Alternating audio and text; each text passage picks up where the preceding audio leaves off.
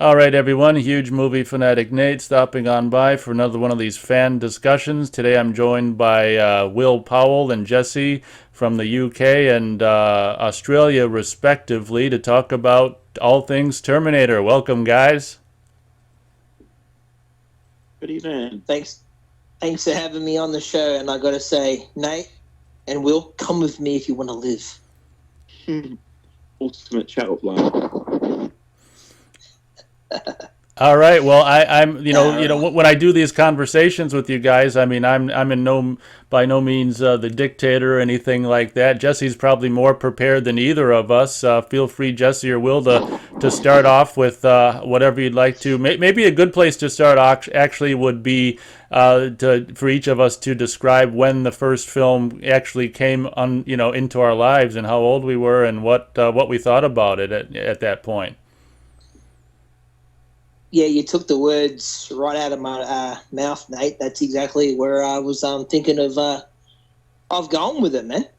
For me, I'll keep it short and sweet as I can.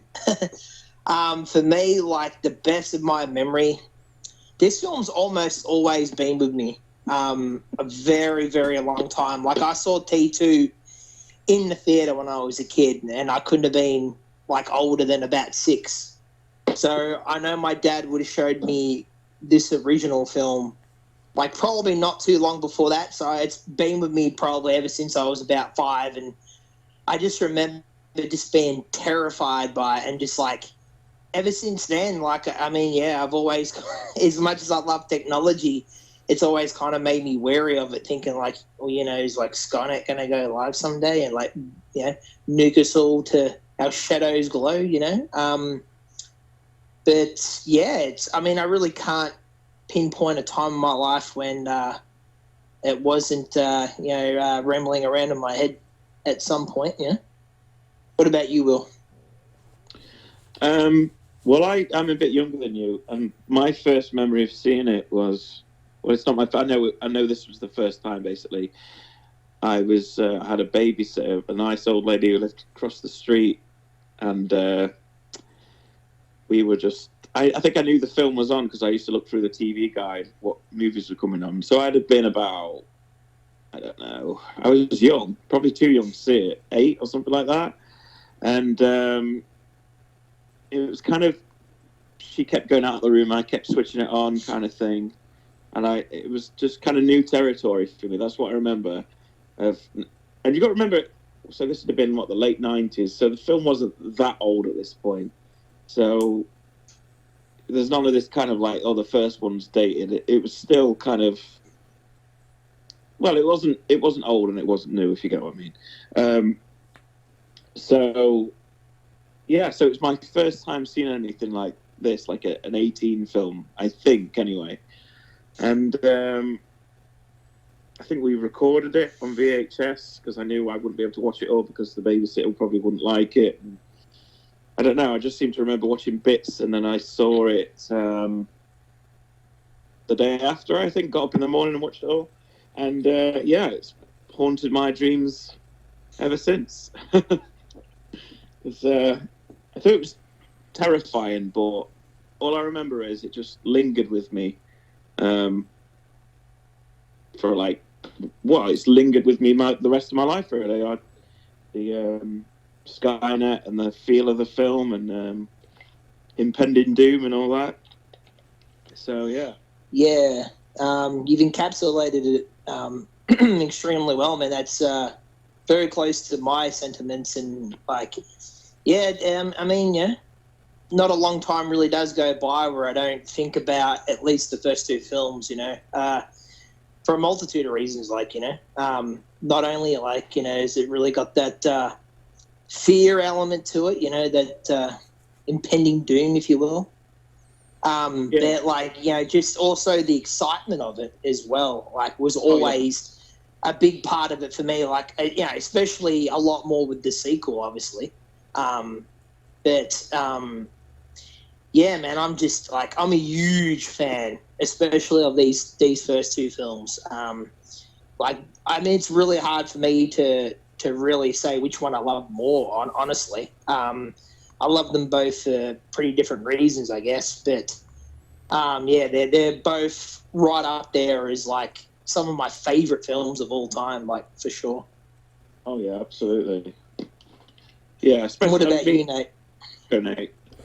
Yeah, so my history with the first film is I can remember seeing a preview of this movie on some other videotape back in the 80s, and it involved some robotic guy with some tank tracks, and I was like, "Oh wow, that looks really cool." And for the longest time I didn't know what the hell that was, and then my dad and I rented Terminator from the video store, and as the movie wore on and the skin came off more and more, I was hoping that this would be the movie with the robotic guy and the tank tracks. Turns out that I would later find out that movie was Eliminators, the Charlie Band produced movie that was kind of a ripoff of Terminator. So I was kind of bummed out when I first saw Terminator to realize it's not the robotic guy with the tank tracks for feet. But I probably was I was way too young to see it. I was still a pansy at this point. I was probably 8 or 9 years old, so I was way too young to see Terminator. And honestly, I can remember my first taste of Terminator might have been, and I still have this. At Target, we got a VHS of, I think it's like a 30-minute or 25-minute long making of the Terminator. I actually showcase it in that video on the channel, Nate's Movie Collection 1989. You can see me showcase the tape, which I still have. We just bought it from Target or something. That might have been my first taste of the first film, The Terminator. And then, my dad and I would have rented it from the video store, and it was too much, too violent, too scary for me at the time. And then not long after that, it would end up being on TV, and I'm pretty sure I recorded it off of TV at that point. I can't really remember what the TV cut was like or anything like that, but my recollection of the movie, honestly, I think because of the fact that I did see it so young, it has this, and because pretty much a whole thing takes place at night.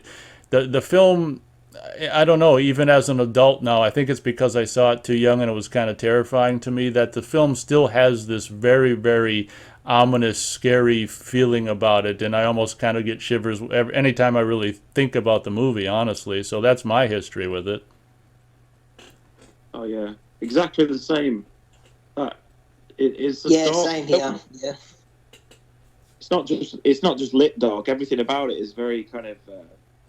I don't know. The second film's an optimistic film. This is not an optimistic film, in a lot of ways. It's like it's bleak. That's like it's bleak. I guess the most simplest dumbed down way I can really describe it in one word. Like gritty, like is another one. Like I mean, that's what I love about it. You know what I mean? And I feel the same. Like whenever I watch it, like I just viewed the film just before we hopped on here, and the film just is still just as effective now as it ever was. I mean, ever since I saw it as a little kid, and it really does. Still put that fear in you. Yeah, it's very eerie. Actually, it's creepy more than I don't know. I class this as a horror film for in a way. And we're going to talk about that. Yeah. I guess for me, I mean, I don't know about you guys, but like, I might sound like a nut job here, but like, I honestly think like the plot in this movie is kind of getting to a point where it's almost plausible. You know what I mean? Like one day something like this could happen. And I do remember, just a few short years ago, I remember reading some article where there was these two computers, and they started talking to each other and making their own language. And one of them was like all for like wanting to better mankind and that, and the other one was like doing everything it could to like find ways to get access to nukes and stuff. And whoever was like in control of the system, like figured out what was going on early enough, and in the words of Arnold from T2, they pulled the plug. They tried to pull the plug. Yeah, but have you been watching Ball Games? Is that what it is? No, this was a real article, man. This is something I read like I remember it was on, it was on Facebook. Like someone posted on Facebook like years ago, dude. But I mean, yeah, from what I could tell, it was a legit article, man, and it really wouldn't surprise me, man. To be honest. Yeah, I mean, I saw something the other day. I mean, you've got to take things with a pinch of salt, things that you see on the internet, but just this AI machine, you know, how they're becoming more realistic. One of them just modeled like a woman, and it's I think it's basically wired to the internet and everything. It can answer questions and show, but apparently it's like kind of gains some emotion now, whether that's artificial or not. But it's kind of developed, which is scary. No, okay, yeah, I've heard some rumblings about that, yeah, and yeah, like that's the other thing I love about Terminator is, how it's just that post, apocalyptic story, you know what I mean? And I just anything that's got to do with like the struggle of mankind, and there's like a ragtag team of rebels like against this like awesome force empire, what have it. Whatever it happens to be, you know what I mean? Like, I love anything like that. Oh, yeah, the same. I guess this is kind of, what was I going to say? This is just getting to the roots of it. James Cameron, I think this is his equivalent to Spielberg's Jaws in a way, kind of his breakthrough. And in my opinion, Jaws is Spielberg's best movie, and I think this is Cameron's best movie, in my opinion. Yeah, I'd have to agree with that pretty much myself, man. Like I said, like T1 and T2, it's really hard for me to pick one or the other. I mean, if you really force my hand, I probably might go with this film just because, of that horror fan inside of me and those sort of things. But I just have such fond memories also with seeing that second movie, like in the theater with my old man and things like that. But when it comes to Spielberg, I mean, 100% I agree that Jaws is definitely his best work. And it's funny that, on both sides of the fence, it was both directors, breakout movie, so to speak, Yeah, absolutely. Was it Piranha 2? Is there anything he did before this? Yeah, which is funny because I believe he actually got fired off that movie. Wow. He never he finished that movie. He I think he'd rather I think for him he would rather everyone forget that he had anything to do with that movie. Yeah. The best movie ever made, he said. There you go. Yeah, I haven't seen Piranha 2 in so long. Hey, like I barely remember that flick. Even the original, I don't think it's a great movie. I actually really dig the remake. I think the remake's a lot of fun, actually, especially if you watch it in 3D. Yeah, I like the original, and I liked the remake because anyway, we're going on off track now, but. I was going to cut it off in a second, anyways. But yeah. What I will say is Cameron was a technician or something, or a special effects unit or engineer on. He was a prop master. Yeah, he was a prop guy. Escape from New York. That's what I was going to say. He worked. Yeah, he did work on that film as well. Yeah, and he got his start with Roger Corman's company and stuff, which is New World, I believe, in it. I think. Yeah, so that's kind of like where he started, and I think her name's Galen Hurd, who produced the Terminator, said that when she met Jimmy Cameron, that even though he was just like one of many like of the prop guys in the prop department, he kind of commanded authority and like you would buy that like he was the head of the department at the time and stuff, which cool. Is a true testament of like if you know anything about the man, like what he's like when it comes to bringing his vision to life, I guess. Yeah, absolutely. But with what I was just going to say is Escape from New York. The way Escape from New York is shot and lit, that kind of nighttime, it's got like a punky kind of inner city feel. it feels like, especially the first half of Terminator, feels very Escape from New York. But if you guys agree, Yeah, the way it looks. I would agree with that. Yeah, I would definitely agree. That's another favorite of mine. I love to talk about that sometime because I'm a big Carpenter guy. But I mean, I think I got to bring this up. Are you guys familiar at all with the work of Harlan Ellison? No, I don't think so. What about you, Nate? Is he like, what was he, a matte painter, or what does he do? No, he's a writer, science fiction writer. And I've known about this for a long, long time. My dad told me about this when I was a kid, like pretty much around the time when he started showing me the Terminator films and that, because my old man was like a huge fan of the old TV show The Outer Limits. And there's 2 episodes of The Outer Limits. There's one called The Soldier, and there's another one called Demon with the Glass Hand. And if you watch those episodes, like, it's evident that James Cameron was heavily inspired by those episodes, especially The Soldier. Like, pretty much the blueprints of what at least the first Terminator film is in that episode of the old Outer Limits TV episode. Yeah, didn't he like legally have to give them a credit at the end of the film? I think there's something it says. Yeah.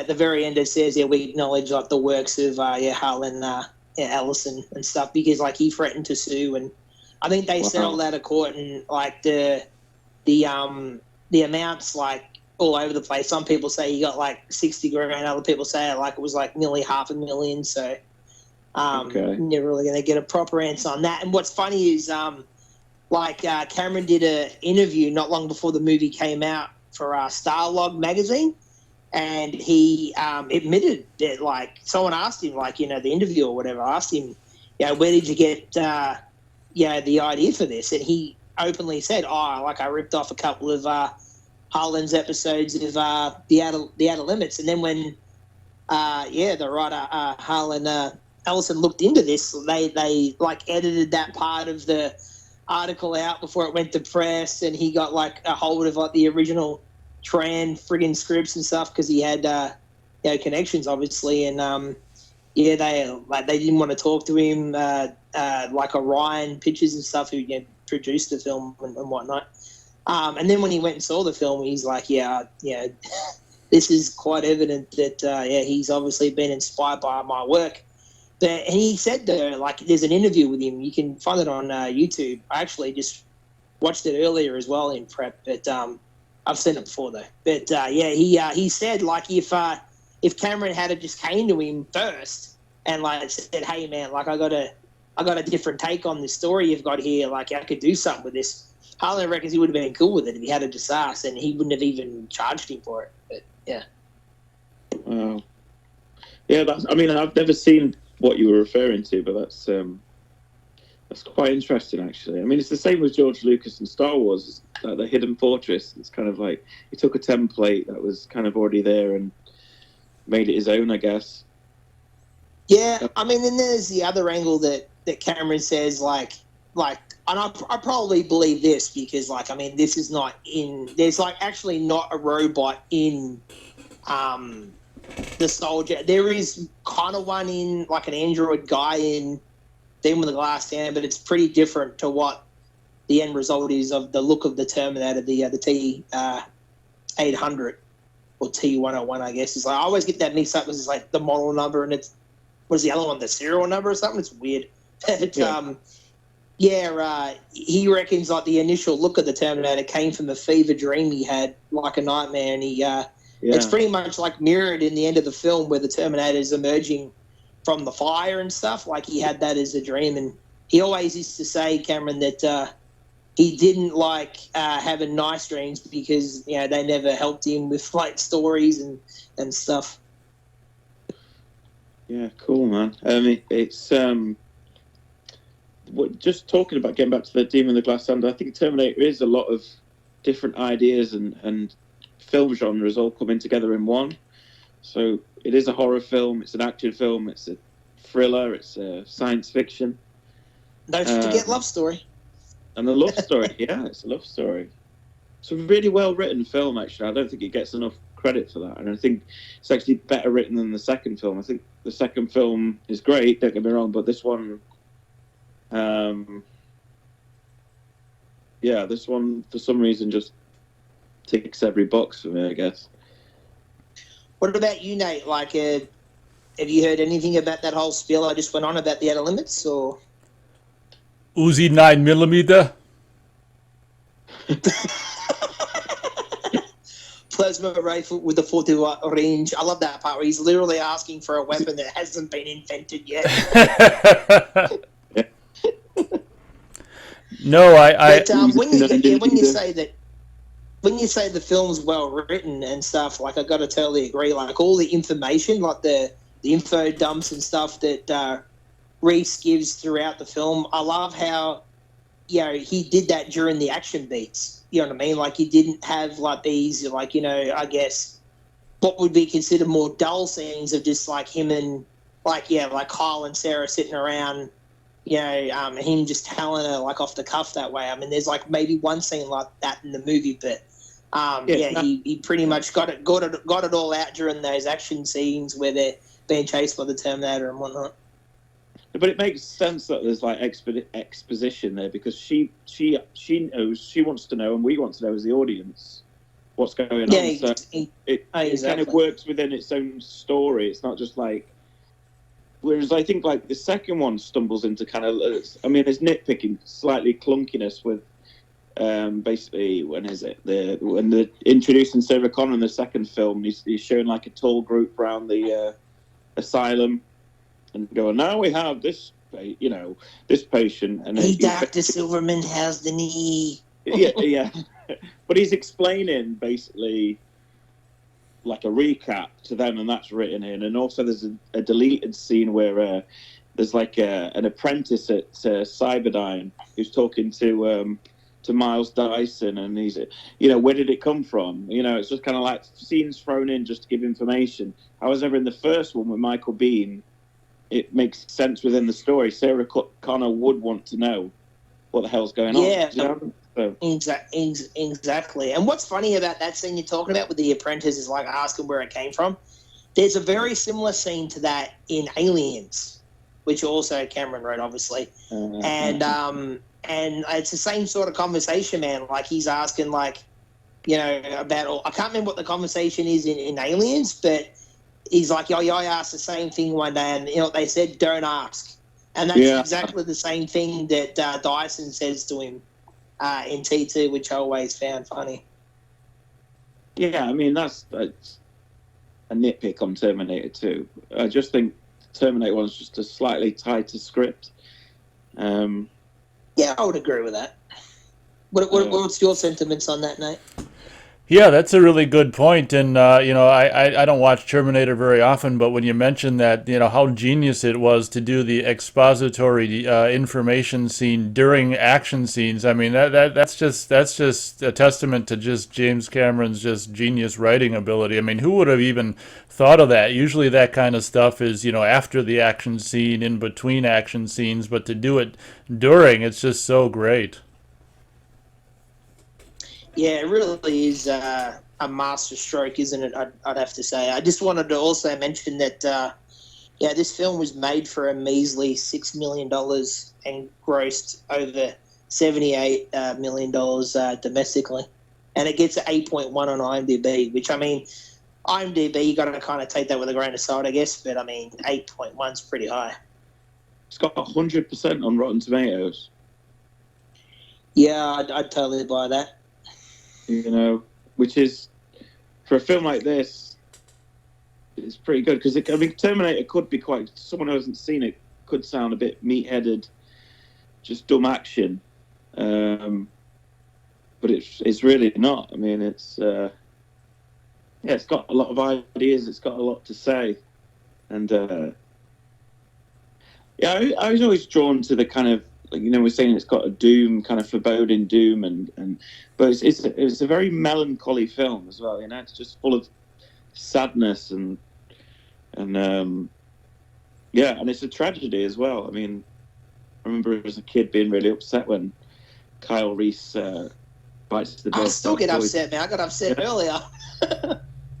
I mean, it's kind of like repeated in Titanic. I just thought Jack and Rose were a bit like Reese and Sarah, you know. Yeah, or even in T2 with Arnold. I mean, that gets me every time too. Or, yeah, there always seems to be two characters who make it to the end in Cameron's movies. You get it in Aliens, Newt and Ripley, and then Titanic. I don't know if it's a coincidence or it's just his themes just repeating itself. Yeah, that's a very good point. And I mean, I just love the way the film opens as well. You know, like it gets right into it. You know, you see people like soldiers or whatever, like running from the hunter killers, the HKs, and like, you know what I mean. Like that's the other thing with this film. Like it's extremely well paced. Like there really isn't any really dull moments. It just moves the whole time. Like I mean, when I just watched it before, you know, like. I mean, it clocks in at like 1 hour and 47 minutes, man. And I swear it feels like it's about an hour long when you watch it, you know? Yeah. No, it is very well paced, and there's no wasted scene, and it's really efficient. You can tell it's like an efficient filmmaker wanting to prove himself. If that means just making the most of every penny he's got, basically. And a bit like Halloween in that respect. It's just so efficiently made. Yeah. Well, it's funny you bring up Halloween. I can't remember why, but a buddy of mine, Ryan, who is like sending questions on like the live shows and stuff before, he mentioned that he heard somewhere that Cameron was a little bit influenced even by Halloween with this film, which I can kind of see. Yeah, I mean, it has, again, it's kind of got slasher film roots to it, I guess, in a way. If you think about it, we're introduced to a lot of characters, and Sarah's kind of a final girl, a bit like, you know, Laurie Strode. So I get it. Yeah, well, even he said, I've heard Cameron also say that the template also was Ripley, obviously, in Alien. Like he'd seen Alien, obviously, and he kind of used that for the character of Sarah as well. Like, you know, that strong female, and that's another thing about Cameron, you know what I mean? He loves his strong female leads, strong female characters. Yeah, he does, and you're right. I mean, Aliens, Titanic, I guess True Lies to a certain extent with Jamie Lee Curtis, but it's not like today where it's not like hammered in, like shoved down your throat. It's just well written, you know. It's a well written character. It could quite easily be a guy as well, you know. You hear what I'm saying? That's how it's. Yeah, exactly. Yeah, yeah. I know. Nate will appreciate this, but we can't get too far into the conversation without mentioning the brilliant score by it's Fred Fidel, is it? I think. Brad. Is it the dude's name? Brad. That's right. Brad Fidel. Yeah. He also did the score for Fright Night too, which is I love that. I love the score he did for Fright Night. Yeah. But yeah, like he's like main idea he got for like creating the iconic boom boom boom boom boom was the sound of like a mechanical man's heart, like a robot man's heart, if you will. That's where he got that initial idea, which is genius. Like how you even think of that, you know? Absolutely. What about you, Nate? You're like big fan of the score? Yeah, it's crazy that you said that right when that was probably the next thing I was gonna say. The score is pretty perfect for the film, and yeah, I would agree completely with that. Do we want to talk about the fact that this movie was almost, or the Terminator was almost Lance Henriksen? Yeah, I definitely had plans to talk about that. Yeah, you can start off talking about that since you brought it up, though. Okay, the Terminator was originally Lance Henriksen. Okay, well, I guess I'll carry on from there. Yeah, well, yeah, originally, yeah, he was going to be cast as the Terminator, and like he went as far as to like prowl around his Venice neighborhood, like jumping on top of like fire escapes with tinfoil in his mouth, like pretending to be the Terminator. And then, like, when he went in to meet with James Cameron, he went into the office, and went straight up to the receptionist, like acting like the Terminator and stuff, like really freaked her out. And that's how into being in the Terminator Lance was. And then, actually, Cameron, when he went to meet with Arnold, he was going to actually pick a fight with Arnold to like make Arnold not want to work on the movie, because he knew that Arnold wasn't that interested in playing the role of Kyle Reese. He was more interested in being the Terminator. And so he went there, trying to pick a fight with Arnold. So, it'd be like creative differences and they couldn't work on the film together. But like as they were going through the meeting, Cameron's, looking at Arnold and he's like, you know what? You really would make a good Terminator. That is the last person you want to pick a fight with, is a big heavyweight champion Austrian. Well, it's not a good idea, especially back then. I mean, the dude was built like a tank. Yeah. One thing that I was thinking while you guys while Jesse was talking about that is it would have been actually really cool to have Arnold having, I mean, obviously we can't imagine the Terminator any other way than it is, right now and what it became and what it's been ever since and will forever be. But how cool, actually, I was listening to Jesse, and how cool would it have been to have Arnold been Kyle Reese and this just, muscle man from the future, and the more kind of lanky Lance Henriksen that would have been, tossing Arnold all around because he's a robot. That would have been kind of cool. Yeah. I mean, you kind of get that. That's kind of like what we got that in T2. Yeah, I was about to just say that. It's kind of like what they went with for T2, pretty much. I think Nate's saying if Arnie was just a human, basically. Yeah, obviously I get what he's saying, but I'm just saying, like, the concept, though, is like, what they pretty much did with the T-1000 in the second film, yeah. I mean, really, back then, if you were planning this out, it does actually make more sense for Lance Henriksen to play the Terminator, because he blends in more to society. I mean, Arnold is literally larger than life, isn't he? It's the idea of the Terminator being an infiltration unit and all that sort of stuff. Yeah, it just works with Arnie. It just works. It's perfect. I don't know why. Exactly. Exactly. I mean, and what's funny though is as big as Arnold is in the movie, like when you get that opening scene where he's completely naked and stuff, like that's small Arnold, like compared to what he was like when he was doing Mr. Universe, when he was competing and stuff. Like that dude was even way more jacked back then, which is crazy. Yeah. No, I mean, he's really intimidating, and again, I don't think he gets enough credit of just how intimidating he is in this first film, how scary he is. Like really. Yeah, creepy. Yeah, exactly. Yeah. Really. It's extremely creepy. Yeah. And just some of those like subtle movements.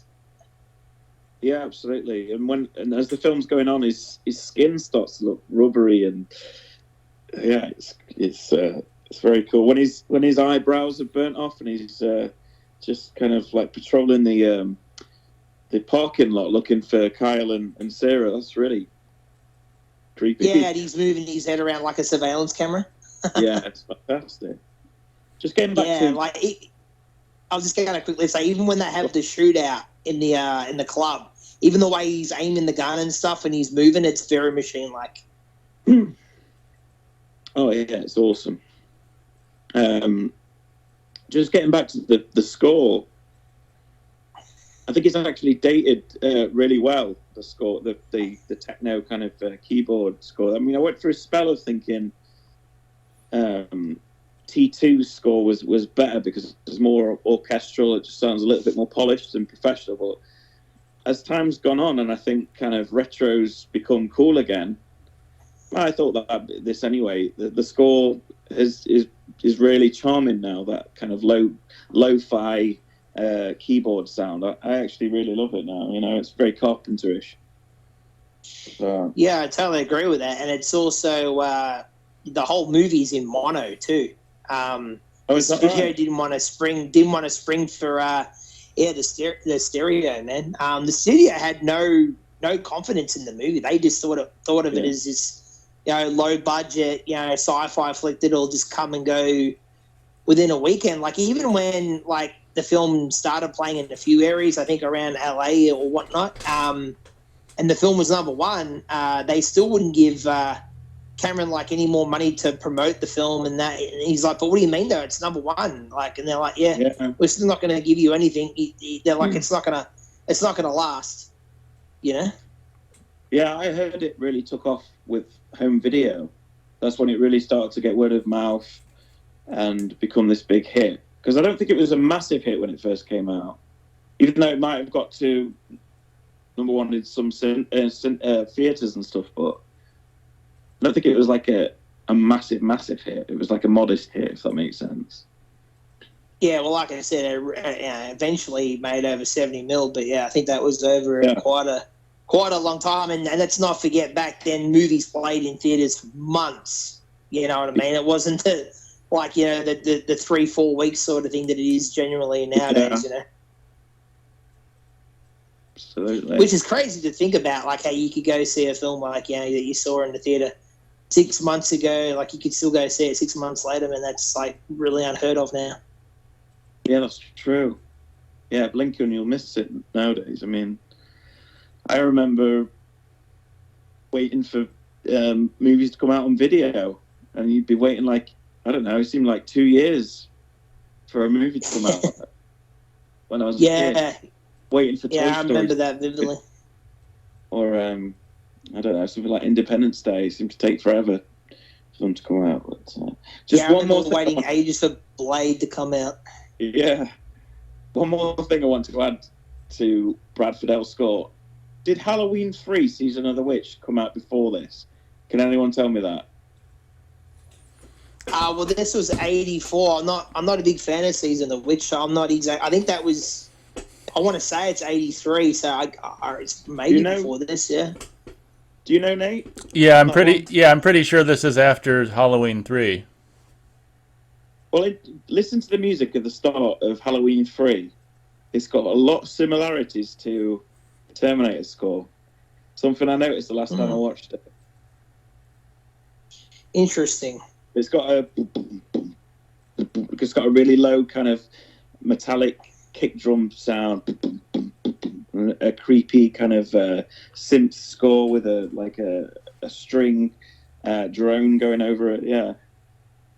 So obviously it's not quite. It's nowhere near as rememberable as the melody in Terminator. But I wonder if Brad Fiddell was a bit influenced by that.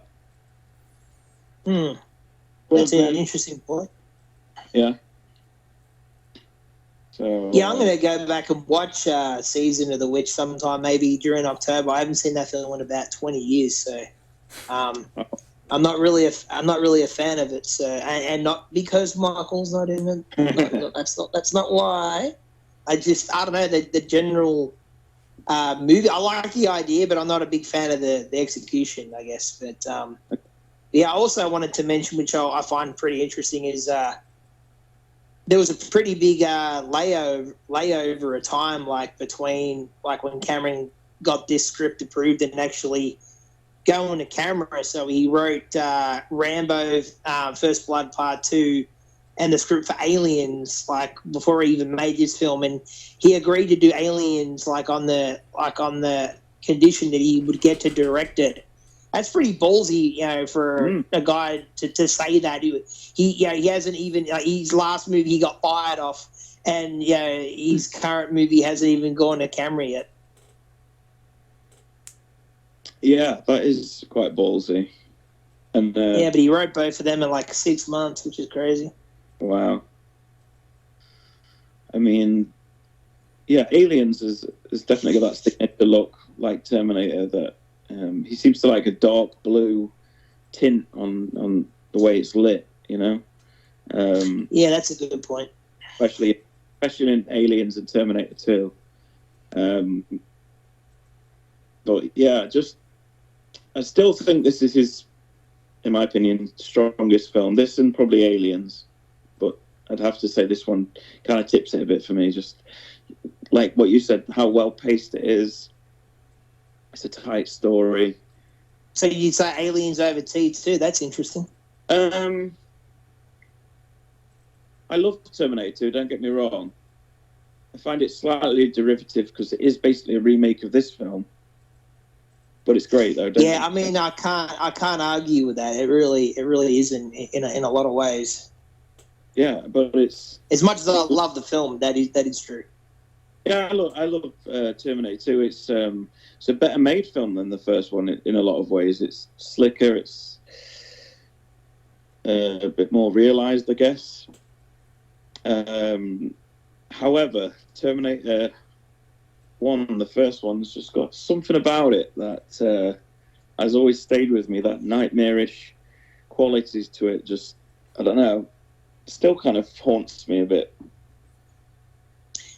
Yeah, 100% agree with that. And like I said, he wrote those 2 scripts in 6 months, and he used the script for this to like get those jobs as well, which is pretty interesting that he could parlay that into getting 2 more jobs before the film's even made. And like, there's kind of conflicting stories. Some people say that no studio was like interested in making the film. They all passed on it except for Orion, and that was because like they had I think Galen Hurd, who was the producer on this, had connections there, and that's how like they got it situated there. But also Cameron has said that like Paramount was interested, but not with him attached to direct. They just wanted to buy the script, and he was pretty hard up for money. So it's a bit of a similar story to what happened with Stallone with Rocky in a way. He decided to stick to his guns and not sell the script. And make it himself, obviously. Yeah, that is interesting. Usually find a filmmaker's first few films when they didn't have that much budget, the strengths are in other places. So, I mean, if you were going to pick any negatives with Terminator, some of the effects don't hold up here and there. It doesn't bother me, but maybe to a modern audience it might bother them. However, that's where I think the strengths are put more into the characters, the story, the pacing, the way it's lit. And I think Terminator 1 is that. I think that's him working at his most efficient. You get to like Avatar and Titanic. And I watched Titanic not long back, and I was quite underwhelmed by it, how kind of clunky the characters are in a way. They're very kind of, I don't know, one-dimensional, I guess. Yeah, I'm not really a big fan of Titanic, to be honest. Like, I didn't see it until like way after the fact. Like, I think I saw it maybe 10 years ago. And like I just remember all the hype being around it and stuff, and I don't know, just the whole idea of the story just never really interested me that much. And like I said, the hype was like through the roof. I'm more of a Poseidon Adventure kind of guy, to be honest. I really dig that movie, but yeah, I mean, that's the thing with Cameron though. He really doesn't make bombs, does he? Everything he's ever done, pretty much. Almost was a hit. I think The Abyss is like probably like the closest he's ever come to like a failure, I guess, unless you count Piranha 2, I guess. But, Piranha 2, yeah. Yeah, well, here's something a good time to bring this up. What about none of us have really mentioned Linda Hamilton in the role of Sarah Connor at the time. I gotta say, ever since the movie come out, and now all of us having gotten on in years, I mean, shit, especially me now in my advanced age, looking back at this movie to see, the Linda Hamilton of the mid '80s. I mean, I gotta say, hubba hubba. Yeah, I got some stuff to say about it. I mean, personally, I never really found her attractive. Like, I wouldn't say she's, like, she doesn't have her qualities, but I don't know, man. She's got a bit of, I don't want to sound like, like I'm, totally like, one of those guys, like, got to look like a perfect 10, but I don't know. Like, I've always thought she's got, like, a bit of a funky jaw and stuff, but I don't know, man. I mean, don't get me wrong, I wouldn't have anyone else play Sarah Connor. Like, she's perfect for the role, and she's definitely got acting chops and stuff. And like just where she took the role in the sequel is phenomenal, dude. And like one of the best transformations of a character, I would say, ever. Yeah, she's not like Pamela Anderson supermodel look. I think she's good looking, but she's more just kind of like the girl next door kind of look to her, I think, you know? Well, that's the thing. Like, Pam Anderson type's not my type either. I am more the girl next door. I don't know. I don't know, man. I don't know. I just don't like I said. Like, I acknowledge. I can see how someone would find it cute. I don't know. Just she doesn't do much for me. Like in that department, she'd be kind of more like a chick I just want to hang out with and be friends with. Sort of like the same kind of way I feel about Sigourney Weaver, dude, as Ellen Ripley. Like, I don't really find her that attractive either, man. To be perfectly honest, it's still a kick-ass character, kick-ass actress though as well, you know. Yeah, she's just like looks aside though. She's perfectly good in the role, I think. I mean, I know I can't imagine anyone else playing Sarah Connor, but I don't think it was like a role that was made for her specifically. I think someone else probably could have done it and would have grown to know that as Sarah Connor as well, if that makes sense. Like, I can't imagine anyone else as the Terminator, Arnie. But I feel like maybe, I don't know, I don't think she's the quintessential actress for it. I don't know. Thoughts on that? Well, like I said, I mean, I think she's pretty well cast. I mean, could you have got someone else? I mean, yeah, maybe, probably. I can't really think of anyone off the top of my head from that period. Particularly, I wouldn't say I would want anyone else in that role, but yeah. What do you think, Nate? Yeah, I think I hear what Will's saying. Like, Arnold. I mean, you wouldn't want him. You wouldn't want anyone else playing the Terminator. But I think I agree. Like, as much as I do like Linda Hamilton in the role, I mean, it's not a situation where I couldn't imagine anyone else in the role. And for the record, I agree with Jesse on Sigourney Weaver. Like, I never necessarily found her necessarily attractive necessarily either. I mean, she's got pretty nice legs in Ghostbusters, but yeah, I never really found Sigourney Weaver attractive.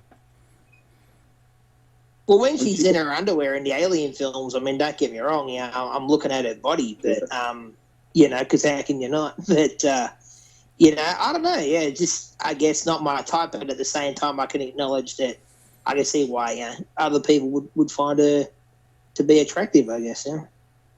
Well, Sigourney we levitate. Let's not forget, and bark like a dog. Yeah. There is no only sword. But for me, like, as strong as I feel about Arnold in the movie, I feel the exact same way about Michael Biehn. Like, I love him as Kyle Reese. To me, actually, like, one of my favorite heroes in cinematic history, I got to say. I think Michael Biehn is perfectly cast, and I think a really unutilized actor, like, throughout his career. I think he should have had a bigger career, actually. I agree with that. That's why I always prefer the first Terminator film, because I was like, when you're a kid, I was like, oh, I really miss Michael Biehn. So I watched Terminator 2 after this, and it's like, oh, where's Kyle Reese? I mean, I know he can't be in it because he died in the first one, but I always missed his presence. Technically, he was. There was that deleted scene with Charlie. Oh, yeah, there's the deleted scene, yeah. There's not a lot of time left in the world, Sarah. Yeah, I mean, he was actually always my hero of the franchise, really, because, I mean, come with me if you want to live is his line, not Arnie's, People forget that.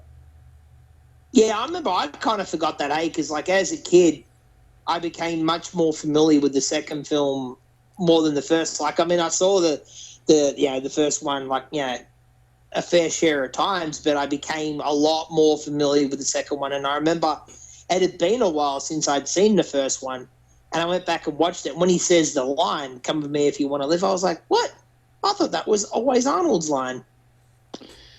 Yeah, he's cool as fuck in this first film. Yeah, and what's interesting is he almost didn't get the role, because when he went to audition, I think earlier that day or so, Oh, he was auditioning for this other role in like a stage play, and he had to use a southern accent. And their feedback they gave to like his agent was like, "We like him, but we're not sure about his southern accent." And Michael was like, "What southern accent?" Like, he begged them to see him again, and everything worked out. yeah. What I like about how he plays it, he kind of just play it like he's slightly crazy as well. I mean, when he's explaining, if you just started the film at that point where he's explaining to Sarah when they're on the run, and he's explaining, "I'm here to protect you," blah blah blah, and you didn't have that context of seeing all the stuff before it, the future wars. He does seem like a madman, just kind of like so, kind of. Oh yeah, totally. He kind of like, if you look at it from the police's perspective, and he seems like a complete lunatic, which I think is really cool. Yeah, I mean, I think it goes hand in hand with what the poor dude's been through, though. You know what I mean? I mean, if you look at what his life has been like from what you get told throughout the movie, I think you would have a few freaking screws loose, man. If you're fighting for your life, day and night because these machines want to freaking hunt you down and kill you. You know? Yeah, that's why I think he's kind of the unsung hero of the whole franchise. Really, complete hero. And you've got to remember that all the early video games, you were always playing as Kyle Reese. On the Sega, he was always kind of but do you know what I like about this film? I was thinking about how I grew up with this kind of stuff, and how I kind of, this is going to seem weird comparison, but how I'm not like you say, a James Bond fan. This is my kind of villain where it's terrifying. That's blasphemy. You're a bum. You know what? That's blasphemy. Being a bum, not been in the Bond, mate. Right, let me explain where I'm going to it now. I think I was kind of spoiled on this kind of thing, this intensity of, if you trip and there's no gonna, like, this guy's not gonna toy with you and say something sarcastic and leave the room and let you escape.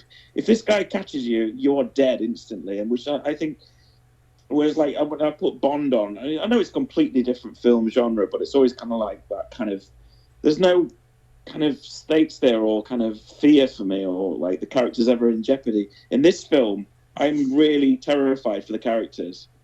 Do you know what I mean? This is a villain who is going to, the first chance you get, he's going to kill you. There's no toying around. He's going to tell you his evil plan and then leave the room. And do you see what I'm saying? I think this is a really terrifying villain.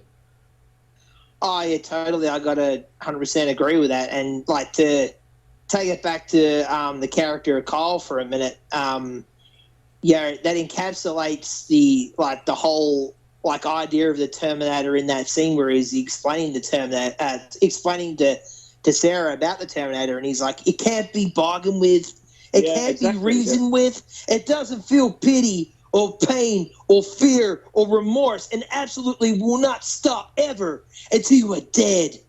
That's my favorite line in the entire franchise, man. I love that moment, man. It's very powerful stuff, you know. Yeah, fantastic. Yeah, it was a good impression.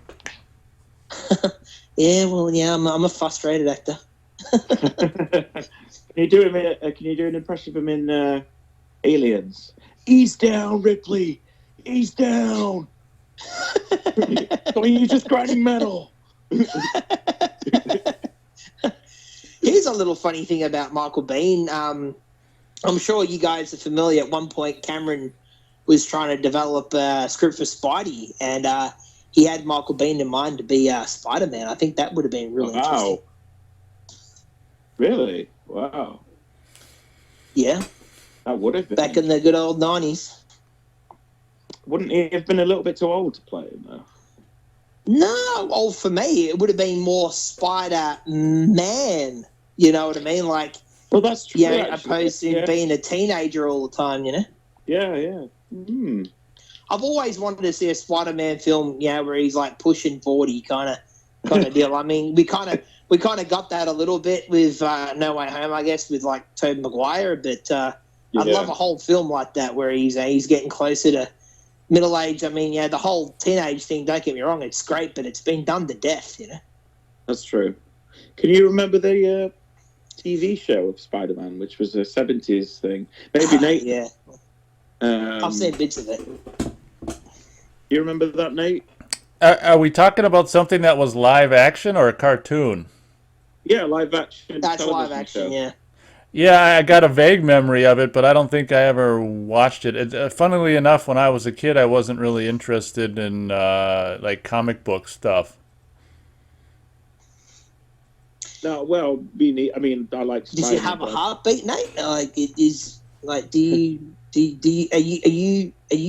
an infiltration unit? What's going on here? Not even comic book characters.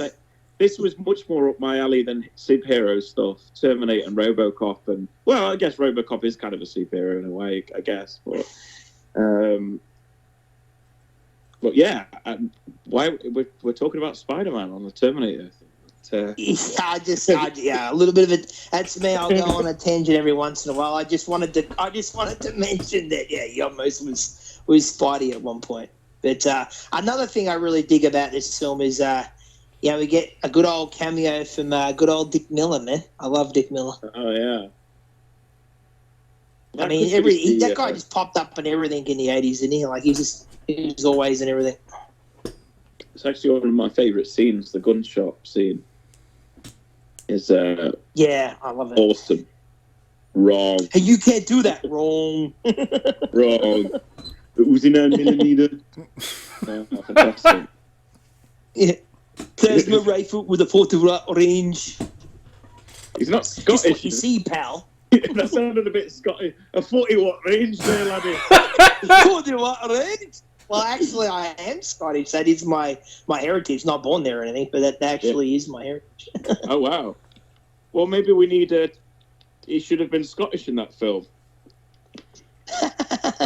Look, can I see you, please? Dude, that's gold. I want to see that movie. Make that fucking movie. Fuck you, asshole. That's gold, dude. Running around in a kilt.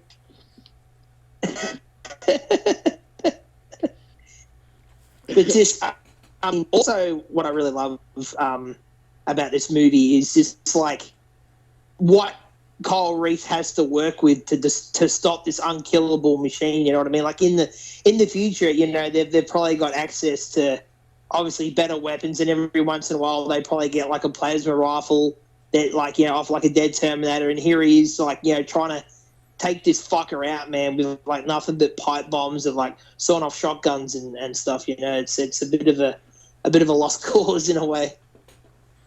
Yeah, I think that's another reason why. Don't get me wrong, like I said, I still love the second one. It sounds like I diss the second one a lot, but I really do. I mean, it's probably still in my top 30 films of all time, Terminator 2. But what makes this film a bit more scary is, man literally versus machine. Kyle Reese is human and fragile and has got flaws, whereas in Terminator 2, it's machine against machine. So that's always made it a little bit more suspenseful, this first one, and yeah. So, he doesn't have abilities that obviously Arnie's got, I guess. So he's literally... It's all they can do, for the most part, is run away. Yeah, well, that's very well put, man. And also, I remember, earlier I was watching an interview with Michael Biehn, and he mentioned that, like, him and Arnold don't really have a moment together in the movie. Like, by the time they're both in the same shot, it's no longer actually Arnold. It's the actual, robot itself, which I think is pretty interesting also. Yeah, I think Michael Biehn said, because people ask him a lot, what's it like working with Arnold Schwarzenegger? He says, well, I've never really worked with him. I was always running away from him. And what also is funny, I think it was Arnold's manager, got really upset with, him taking the role of the Terminator, he said, like, yeah, you shouldn't do it. Shouldn't play villains. It's not good for your career. Yeah. And he had a conversation with James Cameron about it, Arnold's manager, and all Cameron would say, but he'd be like, his manager would be like, dude, you got to get him to do something else in the movie. This character's got 8 friggin' lines in the whole movie. And James Cameron goes, yeah, but remember, he is the title character. He's the title character. Yeah, true. This is a kind of a rare movie where the villain is top billed as well, which is kind of rare. Yeah, that's a very good point. I remember thinking that when I was watching the movie earlier, man. Can you think of any more films where the villain's top billed? Well, later on, I know Robert Englund got top billing for being Freddy, but that wasn't until probably part 4. Oh, right, okay. Yeah, there's one. Yeah, I don't know, maybe like Christopher Lee, maybe for the Dracula films, maybe, I'm not sure, but that's all I can really think of off the top of my head. Marlon Brando in Superman, which is weird and bizarre that he's the title role in Superman, not Christopher Reeve. Yeah, that's very true, but not a villain though. Oh yeah, dude, I'm a Superman fanatic, man. I love that original '78 film, and I know heaps about that film. That's the film I'd love to talk about sometime too. Sorry, am I thinking Gene Hackman was the villain in that film? Yeah, Gene Hackman was. Yeah. Brando was the father, man. Brando played Jor-El. Sorry. Actually, me and Nate, when we did our Empire Strikes Back, we're talking about this, just kind of actors and how they're billed in the film. But it goes, so for Superman, it goes, I think it's Marlon Brando, Gene Hackman, and then Christopher Reeves. Correct, yeah. Which is really bizarre, seeing as it's Superman. Yeah. I mean, while he was unknown at the time, Yeah. that was pretty much why. And I think, Brando had him being involved with the film was a big reason why the film even got traction and got made, because he was involved with it. But yeah. Yes. Another thing I wanted to mention. I was just saying it's the same with Batman. Jack Nicholson. Yeah, that's true. Yeah. Nicholson's first above Michael Keaton is what? That's very true. Yeah. Another thing I want to mention about the Terminator is the model work, man. Just all the miniatures and stuff. It's so well done, man. Especially for the modest budget they had. I remember Cameron said that he said that the cost of Arnold's trailer was the budget of the on T2, his trailer was the cost of the budget for T1, which is pretty hilarious. But just all the model work they did is great. The company Fantasy Fantasy Effects, I think they're called. They did a great job. All the little skeleton skulls.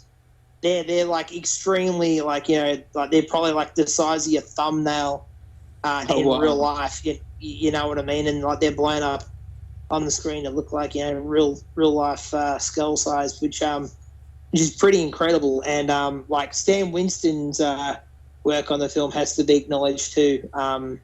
He really was the right man for the job, and he knocked it out of the park with a lot of the effects. The only effect in the movie, which I do kind of cringe a little bit on, which I really think they could have done better, was the eye scene where the Terminator's taken out the fleshy part of his eyeball and all that sort of stuff. But I mean, there's ways you could have cut that together where you wouldn't have had to see it so much, and it would have been more effective, I guess. But I mean, that's just I still look at that as just a nitpick, though, really. Yeah, I hear what you're saying. That's usually what comes up as a flaw in the. It's not really a flaw in the film. See, I never think of a kind of a special effect kind of, let's call it malfunction, as a flaw in the film. But I do hear what you're saying.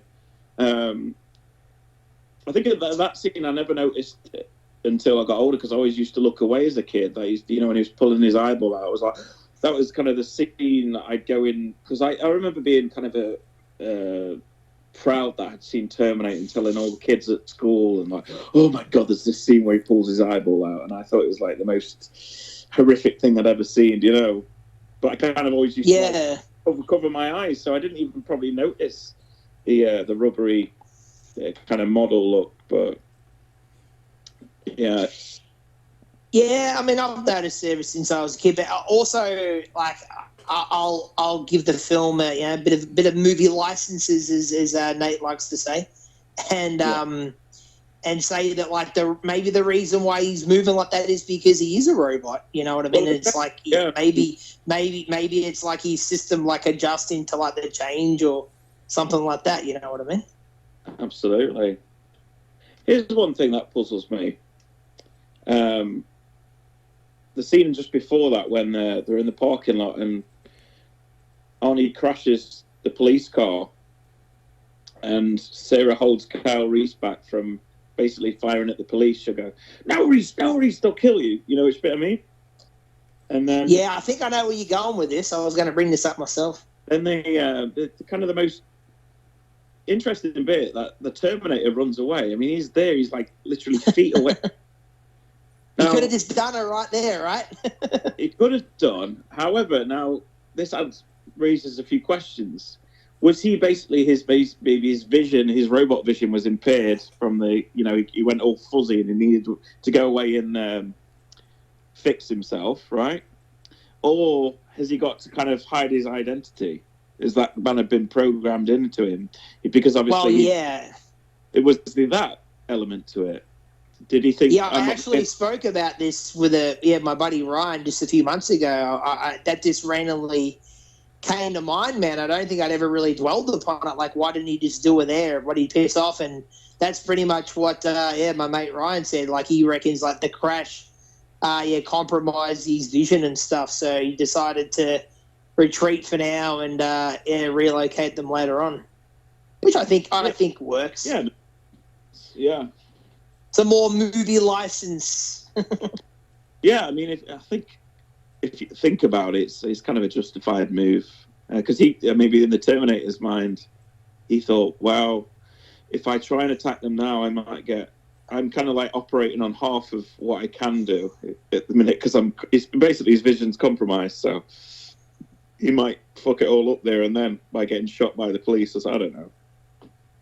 Yeah, and that's the thing. Like, he's all like, he doesn't. I guess doesn't want to be discovered. I mean, that's the whole kind of reason why he puts the shades on and wears them, like, for a large portion of the film after that, because he can't very well be walking around, like undetected with like, glowing red eye, can he? It's true.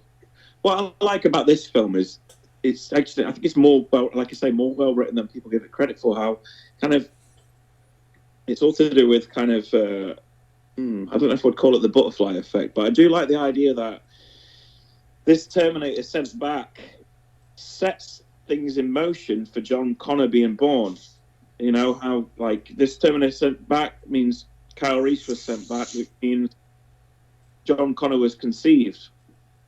So I like the idea. What's the original timeline like? Who was? Well, someone else had to be John's father first. Like, it has that. It's a time paradox, I guess. But I do like the paradox. Then at the end, the Terminator is found, and then the arms found. You see in Terminator 2, and that set that in motion for Skynet becoming a thing. Exactly. I like that. Yeah. Like this, the kind of like, whereas I feel like the first one it's inevitable that the end of the world's coming and we're all fucked basically. Whereas the second one is a bit more optimistic and is saying, well, maybe we can change the future. And it leaves it what we make for ourselves. Yeah, but I like the idea of everything in the first one. Like, the Terminator never could kill Sarah because that's just not how it's written, kind of in the tapestry of the stars, if that makes sense. Like, it was always meant to happen like that. So basically, Skynet and John Connor can't exist without each other. Does that make sense?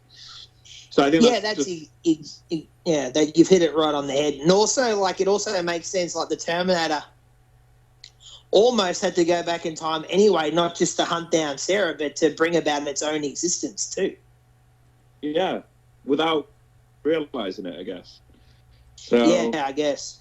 And going back to you saying that the film is like well written, like even some of the supporting characters, it was great. It was great that Cameron kept Lance around and didn't just completely piss him off completely and gave him the role as one of the cops. And I love the rapport he has with the black guy who's the chief, and how Lance is he's always in the middle of telling a story, and the chief pretty much always tells him to shut the fuck up. And I always love that. Or where you're introduced to the whole police station setting, and there's that one dude that's been arrested, and he's like, "You dirty fucking coppers, wait till I get my hands on you." And the freaking police chief dude, he's just totally unfazed about it. It's it's a typical Friday night down here at the precinct, yeah?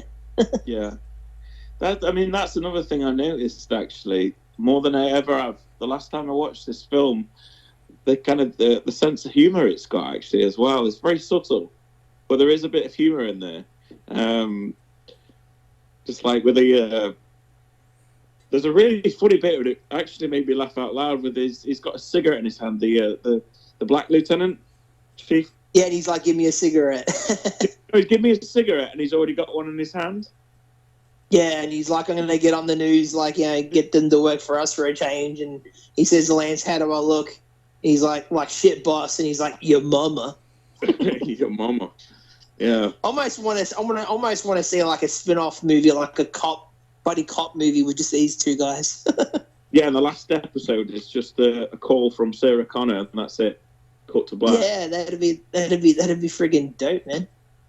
Actually, I had this bit of a running joke actually talking about them two, because she says, "I'm at this club called Technor." He's like, "Yeah, I know, it's on Tico," or something like that. It's like, just Tim and Lance Henriksen hang out there every Friday night or something. That's the show I want to see. Yeah, and that's a take on the name of that club is a take on technology going awry and going bad and all that, which I thought was pretty clever on the crew's part. The film is film noir, isn't it? The way it's shot, the dark nature of hell it. Yeah. Much more than the second one. Just everything in tone about this film is dark. It's kind of melancholy, the way it's shot as well. And I'm going to automatically love a film like this because of just that early 80s grain look, that grainy, warm look to it. I love it.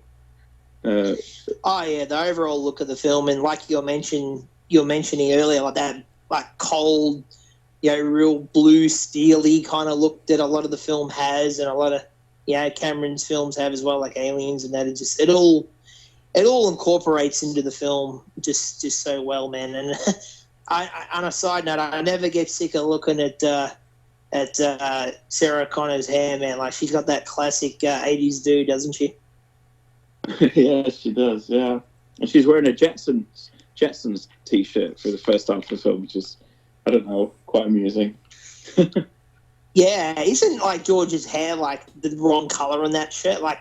Isn't his hair usually more red or something? And on the t-shirt, it looks like he's got sandy blonde kind of hair. Oh man, you just tipped it over the edge for me now. Terminator sucks because of that.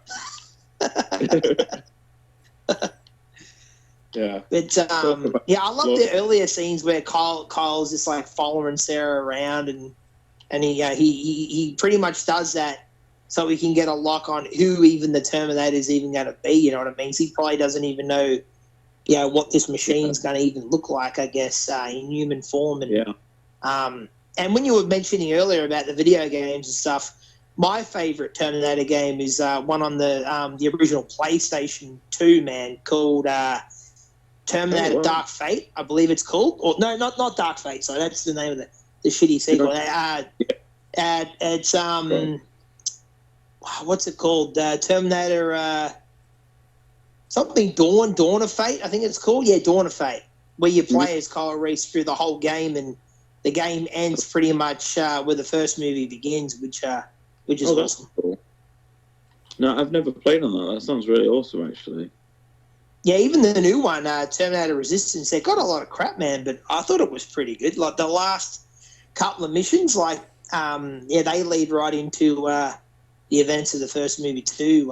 It's a fun game. Yeah, I mean, just getting back to that, I suppose talking about video games and the future of Terminator. Obviously, I wish they'd have stopped after Terminator 2 and that was it. Because Terminator 3 is just a completely redundant, just cheap knockoff. It's just a lukewarm, T2, isn't it? Lukewarm T2 is how I've always looked at it. It's so middle of the road television looking movie as well. It doesn't look very good either.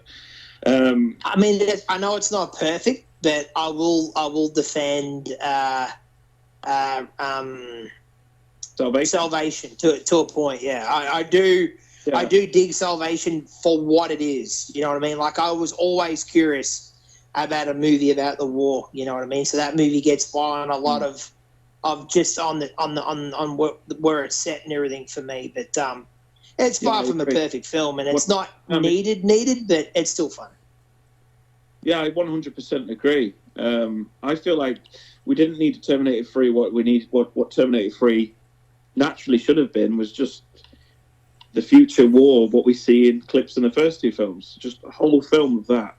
Just a war movie. That's funny, because I remember seeing the trailer for T3 and thinking that's what it was. Like, I swear that trailer shows, like, a lot of those futuristic shots that they have in that movie of, like, kind of fighting the war and that. And that's what I thought it was going to be, man, to be honest about it originally. That would have been awesome. And James Cameron coming back just to finish it off. And the last scene could have been him showing Kyle Reese going through the time machine. And that would have been it. Perfect trilogy. Yeah, I mean, that's the thing about Terminator, man. Like, as great as the first two films are, like the sequels, I mean, they kind of in a way a little bit taint kind of like the legacy, I guess, of the franchise, I guess, if you will. But it's a shame, especially the last one, Dark Fate. Oh, dude! Hey, you know that character that was so important in the first two movies? Yeah, he don't matter. We just killed him. He don't matter. It's all about this girl now. Well, I find it ironic that, James Cameron got in a huff about what David Fincher did with Alien 3, killing Newton Hicks in the first scene, and then he comes back and does the same thing to John Connor. I thought that was a bit rich. Didn't you love though how he did that interview with the director like 2 years before the film came out, saying, this is going to be the true Terminator 3. I'm behind it 100%. It's going to be a great movie. Yeah. Wow. See, I think James Cameron is a genius, but he doesn't know these. I think he's become old and a little bit out of touch. And I think if you asked him what his best film is, he'll say Avatar. I really do. I think he'd say Avatar. No, I really hope not. That'd be very disheartening. I mean, don't get me wrong. I mean, I saw Avatar like a couple of times in the theater, and I enjoyed it for what it was. Yeah. I know the film gets a lot of hate, but I mean, I haven't seen the film since theaters, and I enjoyed it for what it was. I mean, I'm a big 3D buff and things like that, but yeah, I mean, it's by no means anywhere near his best film to me. And yeah, I think like when you say he's a bit out of touch, like his whole idea to do like, what is it, 4 more Avatar films is really nuts. But I will say this though, like, never count Cameron out, because he hasn't really had a misstep yet. You know what I mean? I mean, for all the hate Avatar gets, it's like, technically the biggest movie of all time. You know what I mean? Which is, but I think crazy. That's part of this problem is every next project he does has got to be the biggest thing ever. Do you know what I mean? It's just like, can we just go back to making good films, Cameron? Like, does everything have to be this massive spectacle and groundbreaking? Do you know what I mean? I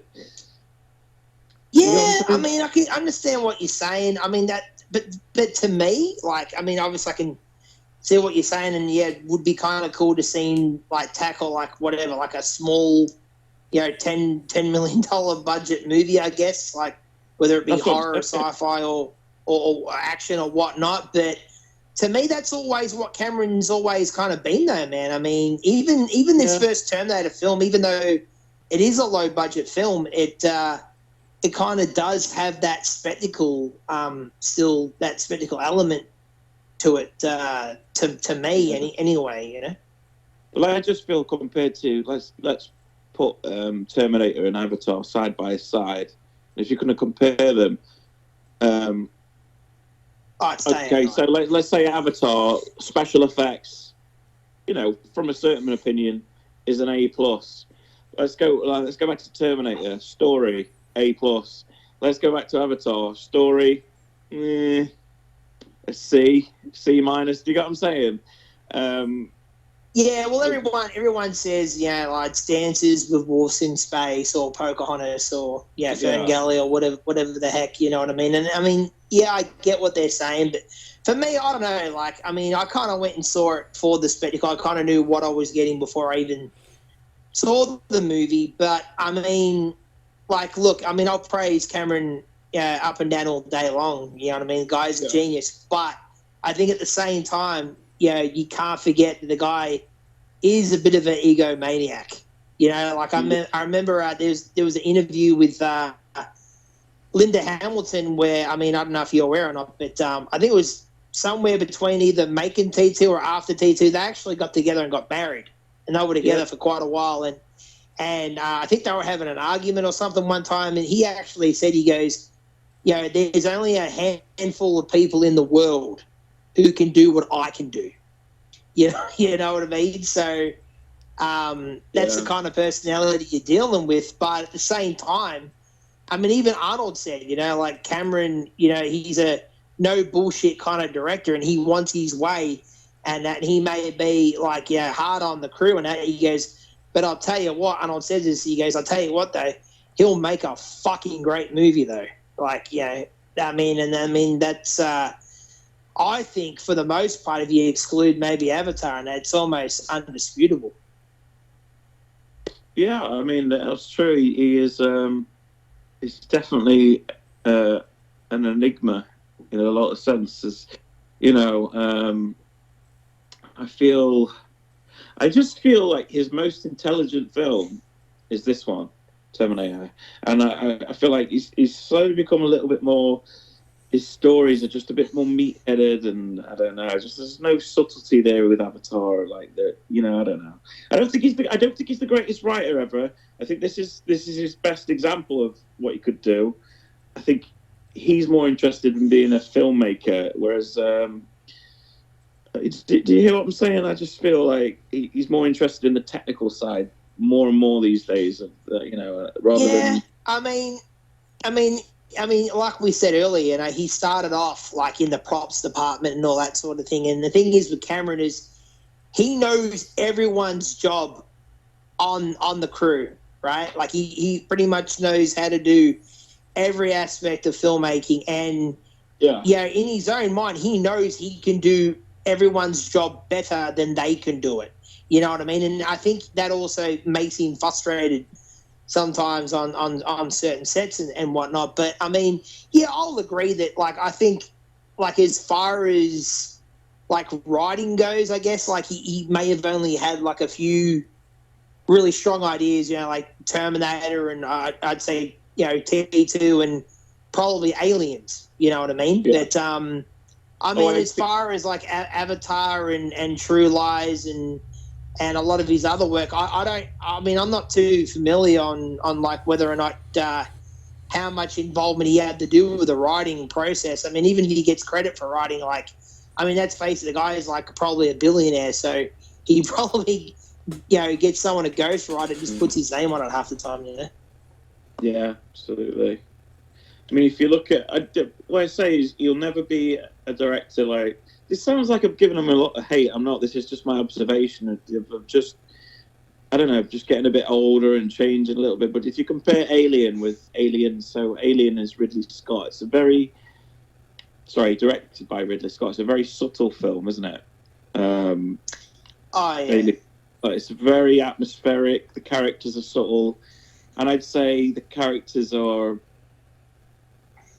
more interesting actually in the first one. However, Aliens is an absolute blast, and for entertainment and spectacle level and filmmaking level, it's fantastic. But the characters are a little bit more just meat-headed. I know the meat-headed soldiers in it, but I just find them just And he's just not got that quite sophistication on that side of things like Ridley Scott would have. Does that make sense? Yeah, for me, I mean, it's Alien over Aliens. As much as I love both films, I've got to go with the first one. But just touching back on like what you said with the humor in Terminator, one scene actually I really enjoy is near the beginning where you get Bill Paxton's little cameo, and like you get the whole exchange, like this guy looks like he's a few cans short of a six-pack. And like his other mate's like, wash day, nothing clean. Yeah. And like the way that Arnold just mimics him, nothing clean, right? Like always loved the hell out of that little exchange with that scene. And that's like one moment in the film that makes me laugh. Your clothes, give them to me now. It's just that now. Yeah. But I see what you're saying with like some of these characters being a bit vapid, I guess, like in later films and that. Like, I mean, I really enjoy Bill Paxton in Aliens, but I guess he's not the deepest character, I mean, but he's supposed to be a grunt, so I mean, there is that, I guess. Yeah. The idea, I think, his three strongest films just all around is Terminator 2, and Aliens. I'd say so. It's, Nate, I would totally agree with that. Nate, are you all right? I haven't heard much from you. I was about to say, like, is he even there still? He's gone to bed. No, I'm here, and I just having fun listening. But I will interject some stuff regarding the first film that I remember really liking as a kid. But before I get to that really quick detail, I do want to mention you guys a long time ago were talking about Kyle Reese only having he's got to defeat this machine from the future with pipe bombs, and that brought me back to that scene, which is there's so many thrilling scenes in this film where it's just, and even by today's standards, I mean, it's just high octane, fast. It's just so well done.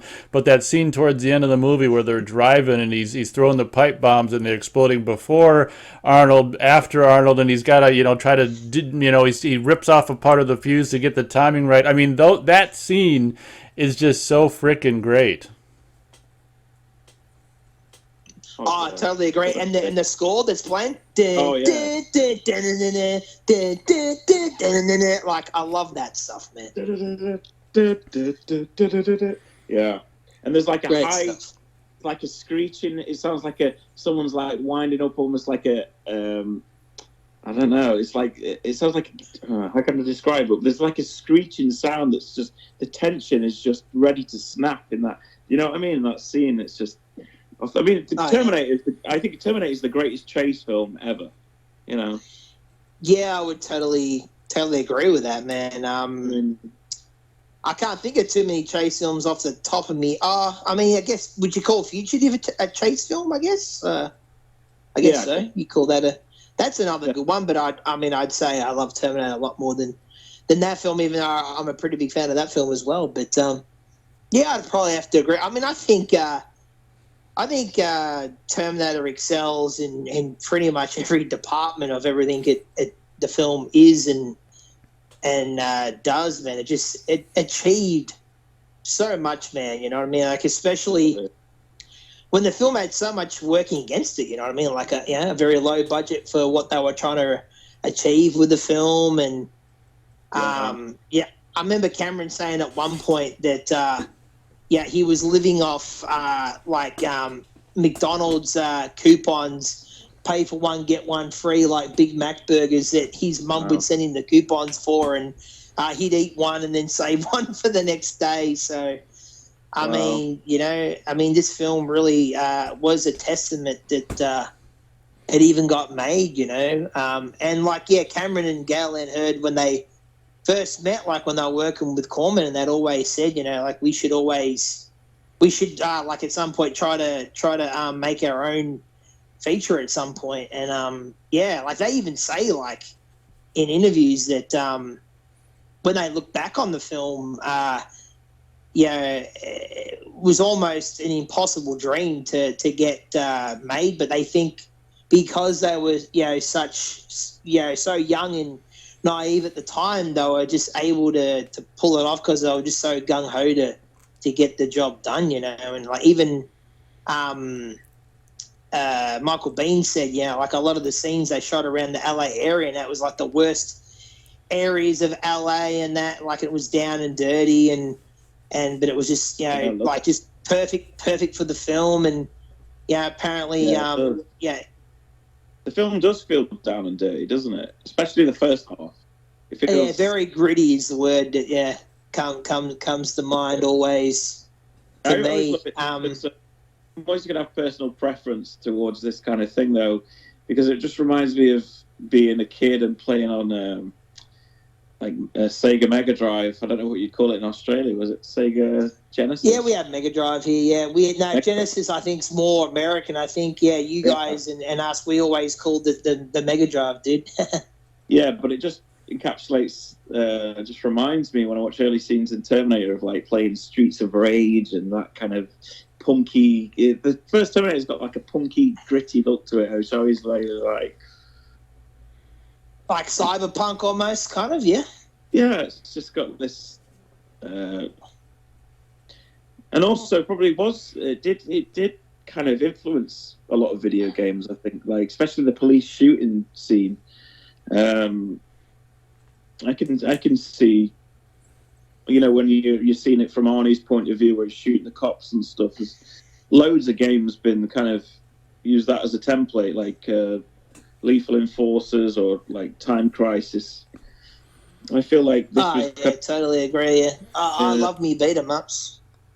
But I remember. I mean, it's probably a little bit before your time, but I remember when T2 first came out, and there was a really great shooter at the arcade for it, where you would pretty much play as Arnold, and you would basically just like. It was like pretty much on rails, if you know what that game term is, where you pretty much got a gun and you just like shoot all the Terminators that show up and like the HKs and stuff, and you last for a while, and then you might meet up with the T1000, and I remember every time I die, you get the Arnold voice, "You are terminated." Oh wow! So this was kind of like a first-person shooter, but it was like just things popping up on the screen, kind of thing.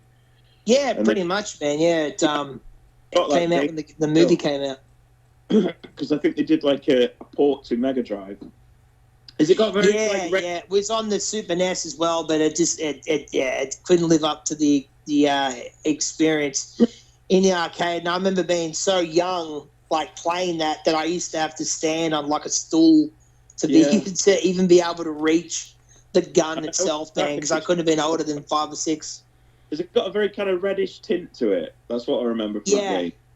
Yeah, it does. I haven't played it, truthfully, dude, since like the probably mid to late 90s at the latest. But I still remember it to this day, man. I'd love to own that cabinet. That'd be a blast to have. But a lot of great games came like influenced by the Terminator, and just even Terminator games, just in general, man. And Also, I wanted to mention that Linda Hamilton went through a pretty big trial making the film. Like, I know she broke her ankle at one point, and they had to shoot the movie. Yeah, they had to shoot quite a bit of the movie around that. They had, like, a lot of the chase scenes and stuff they had to film later on, and she was getting pretty frustrated with being just like, just grimy and dirty half the time, and even like James Cameron and Michael Biehn were like telling her like. Use it for the character, like put all everything you're feeling into playing the character. Wow, no, I didn't know that. That's interesting, actually. That was when movies was just kind of like people, I don't know, weren't afraid to get as hurt as much, especially a film like this, low budget. I feel like you just had to kind of get on with it if you were, had little injuries and stuff. That's true. One thing I will say is just oozing with passion, this film, and you can tell when you're watching it, someone who genuinely wants to make a good film, who which you don't get as much these days. It just everything feels so sanitized, and saturated these days, and I don't know. This just feels like. I mean, just look at the last Terminator film.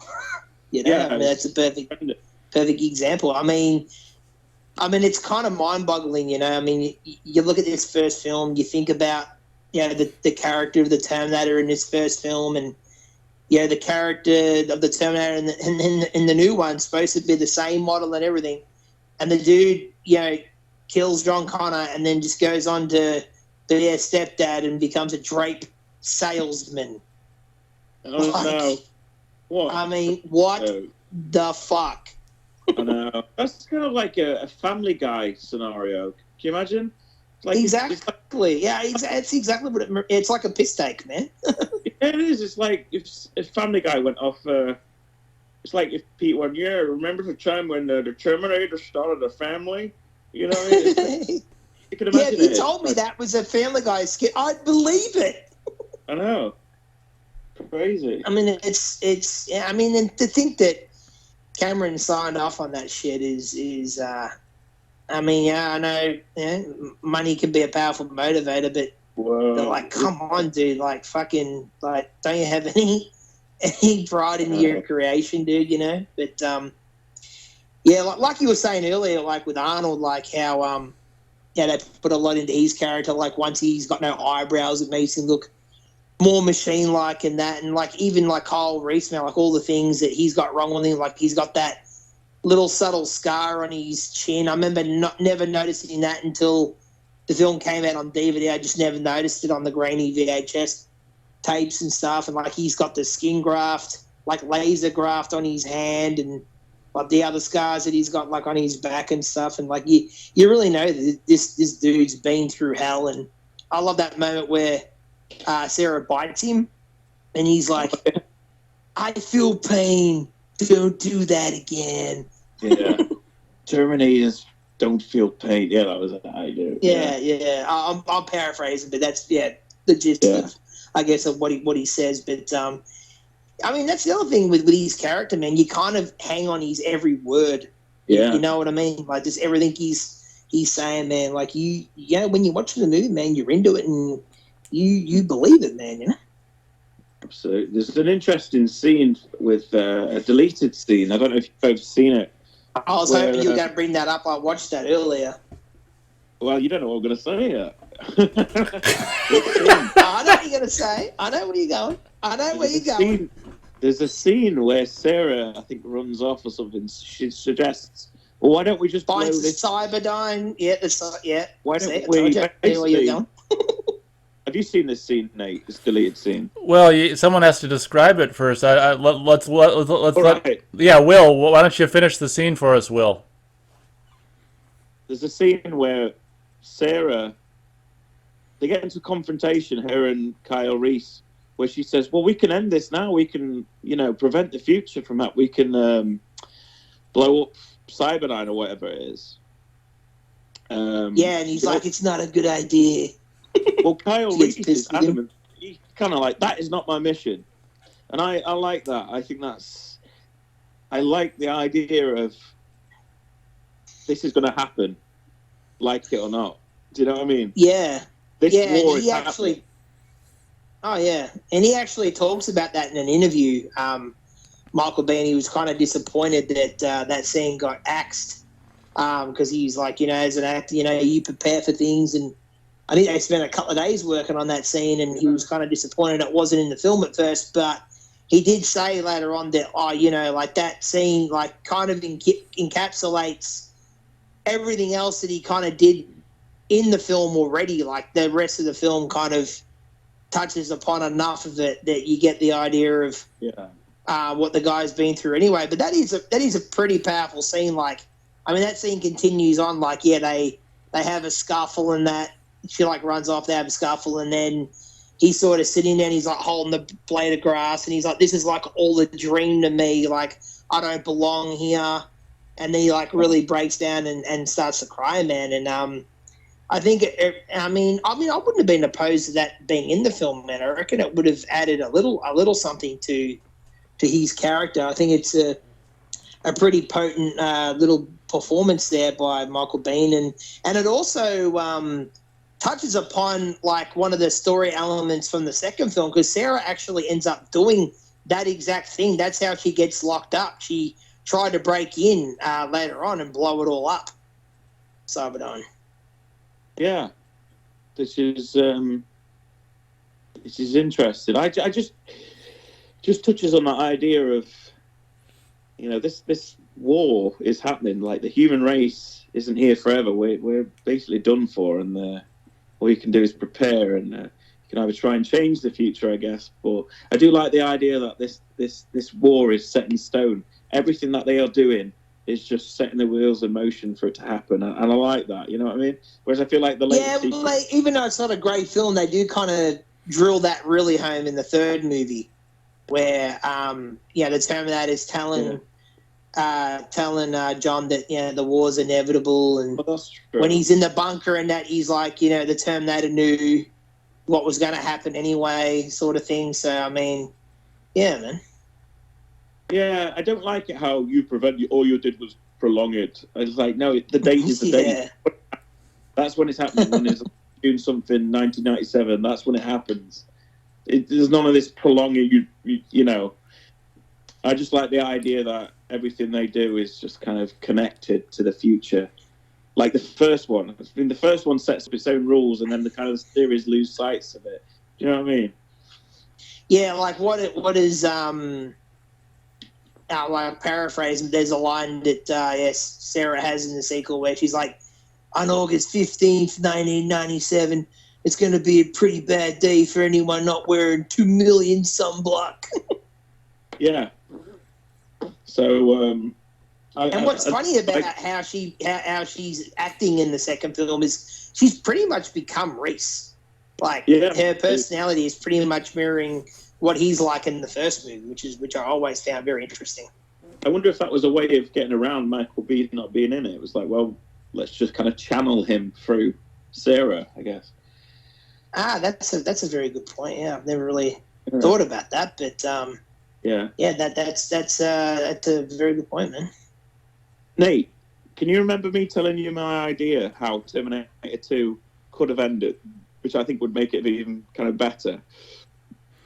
Yeah, I can't say that I do, but maybe if you tell us again, maybe I'll remember. Yeah. But Terminator 2's it's a good ending because it leaves it ambiguous. There's just the kind of like that road scene, and Sarah just says, "For the first time, I look to the future with a little bit of hope," or something like that. Do you know what I mean, Jesse?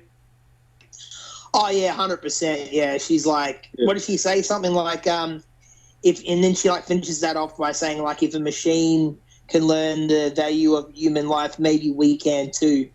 Yeah, but I like the idea of it ending on a slightly more sinister thing, maybe post credits of, because as far as they know, Cyberdyne Systems has been blown up and destroyed, and so is the Terminator and the chip, because they basically stopped Miles. They killed Miles Dyson.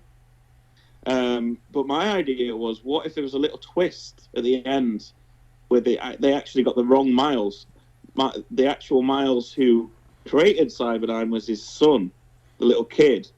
And there was like a scene at the end with him working on it, like carrying on his father's work. And there's like a little scene at the end where his mum comes and goes, "Miles, time for bed." And it's like, that's the reveal at the end. I thought that would have been a great way to kind of like, oh, they've actually just like, all they've done is set the wheels in motion even more. Do you get what I mean?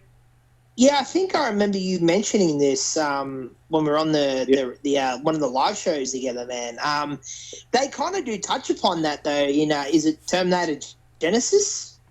Really? That's pretty much it's pretty much what they do, man. Like Miles's kid is like taken over the program and whatnot. But what's kind of funny about T2, like the ending of T2, is which I've always kind of been surprised that a lot of fans look over, is the fact that Arnold's hand is still in that, is still crushed in that machine, like when he's fighting with the T-1000. So they never got rid of that. They get rid of the Terminator's hand, but not that one. That's still hanging around, dude. Like, even that would have been a cool way to end the film. Like, just end it on a shot of like that hand still crushed in the conveyor belt or whatever it is, that machine. Yeah.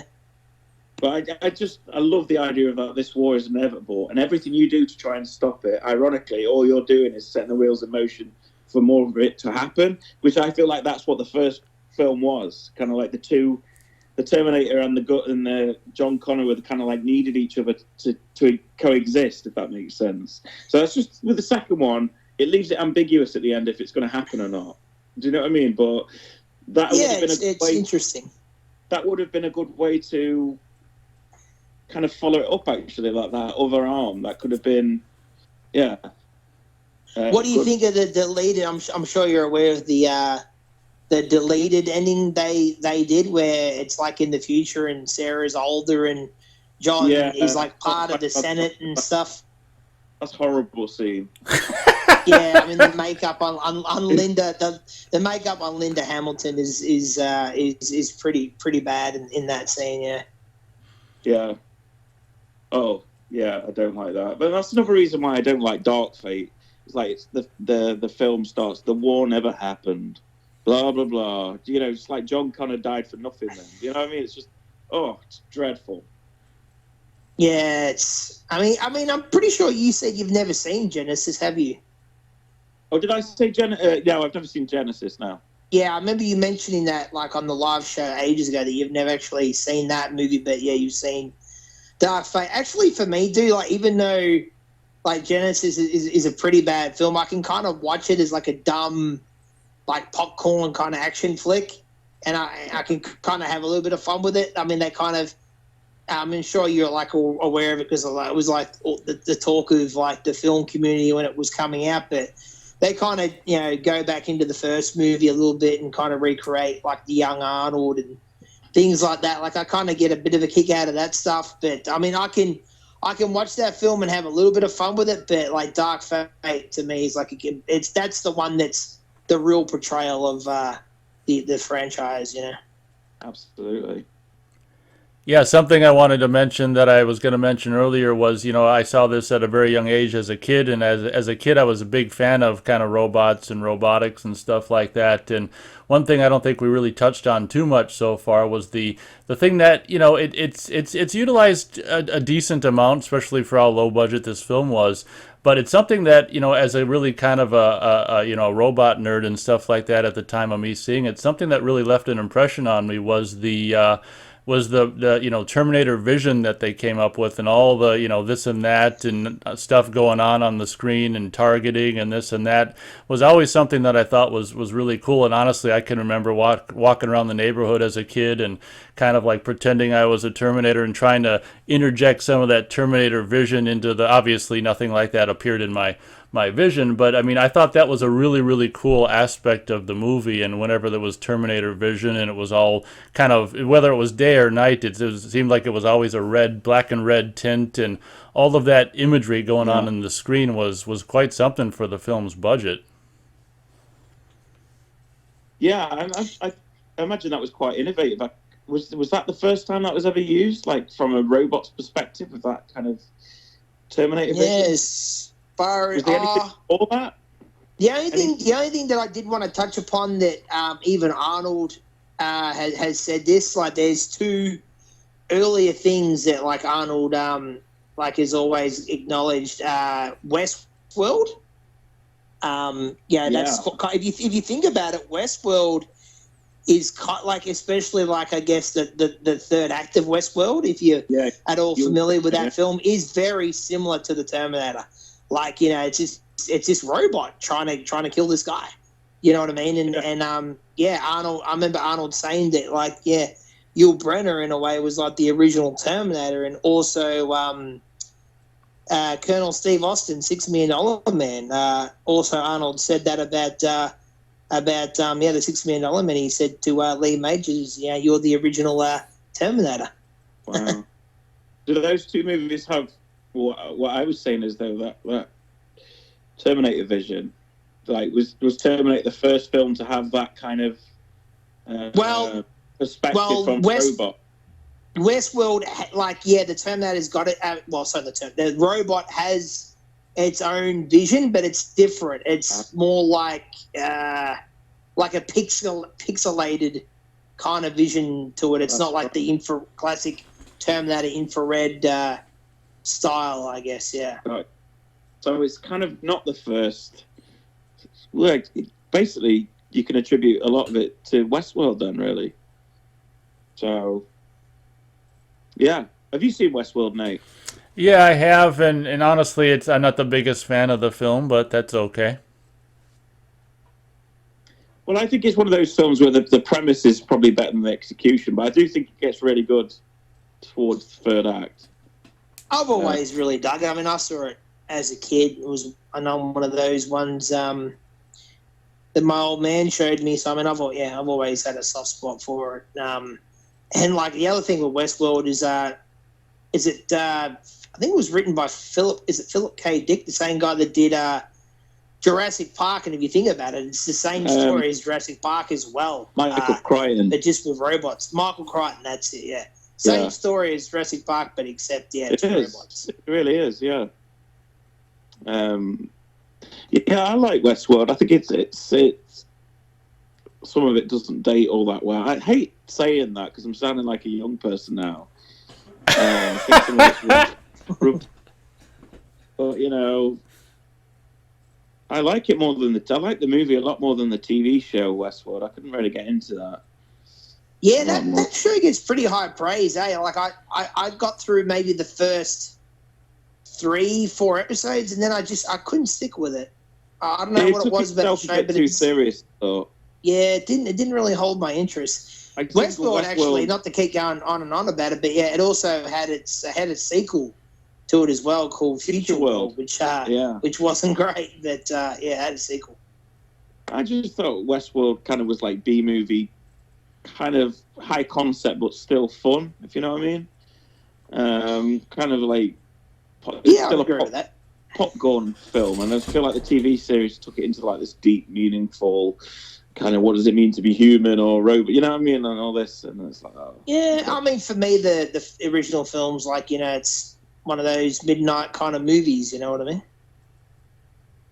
Yeah, and it came out at the same time as like Death Race 2000, futuristic kind of concepts, and I don't know what else was around, Rollerball and stuff like that, and I dig the original Rollerball. I can have fun with that. Yeah, but it's kind of like this kind of, I don't know. Yeah, again, it's just like this idea that we're all kind of doomed, in a way. Yeah. Also, we can't forget to mention, the very iconic Arnold line that will return again and again and again after Terminator, which is "I'll be back," and like how that actually came about. Originally, Arnold, with his thick Austrian accent, and not being 100% fluent with English, he just wanted to say, "I will be back." He's like, just let me say the line, I will be back. And Cameron's like, it doesn't sound right.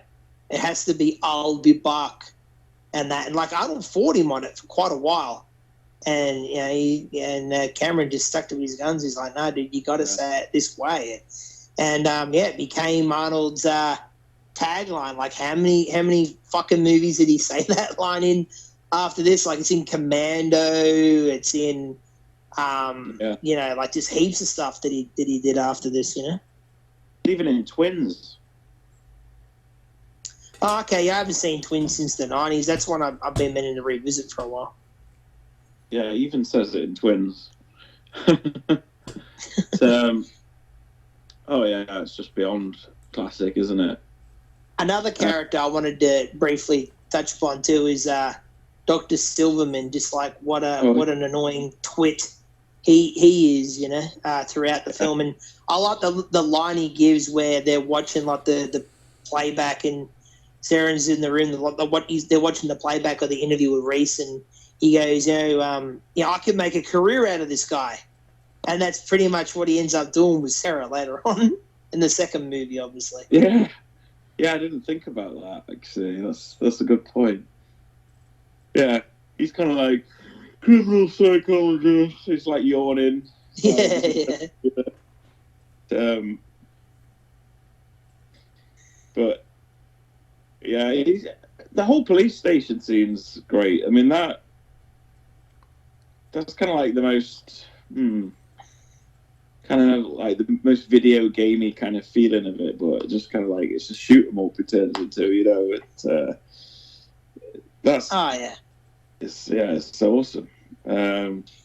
Again, the way it's lit and the techno score, when they're trying to escape and all that, is awesome. Originally, Brad Fiedel had like a more heroic theme, like I think along with that one that they ended up using, and Cameron nixed it.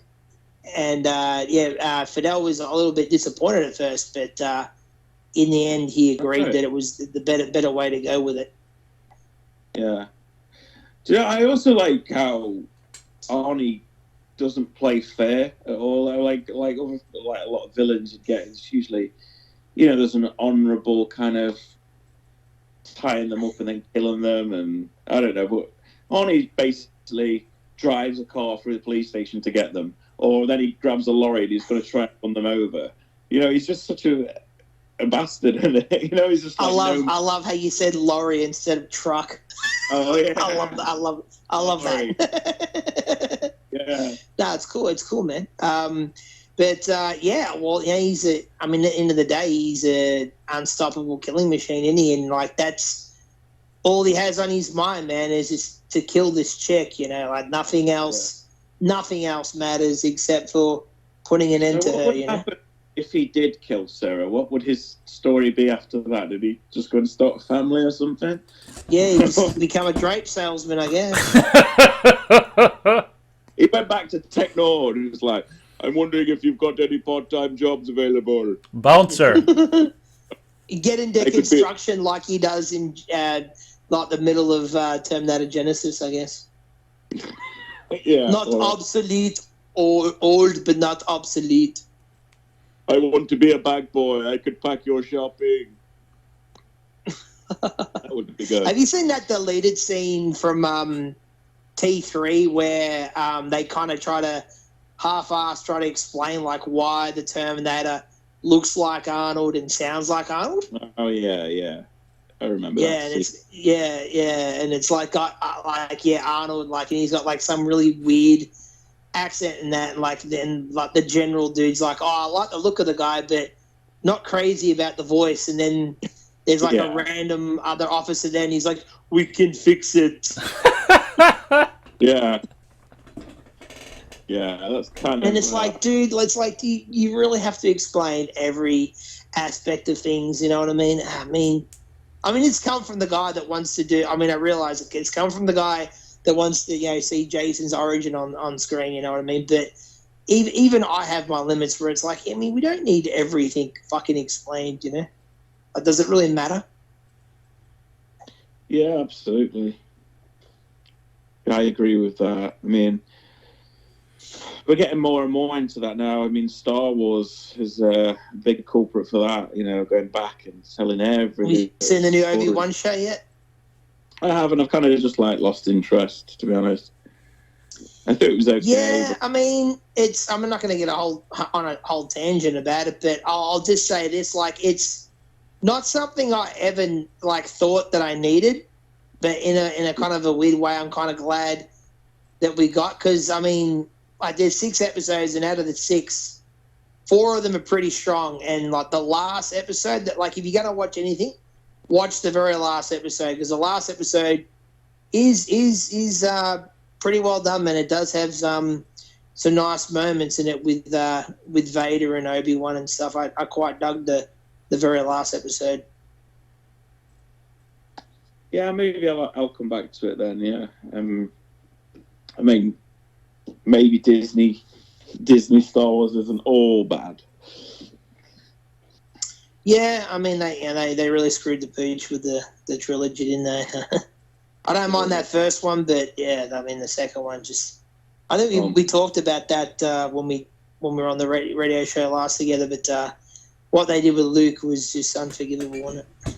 Absolutely, I agree. But But you know, they're doing it with, another moment I love in the Terminator is where Sarah thinks that she's talking to her mum on the phone, and you get that great shot where it just pans along the cabin, and you see like the doors being broken in, and it just ends with Sarah saying, "I love you, Mum," and you just said that you hear the Terminator say, "I love you too, sweetheart," and it just shows Arnold. I always thought that was haunting, as you know.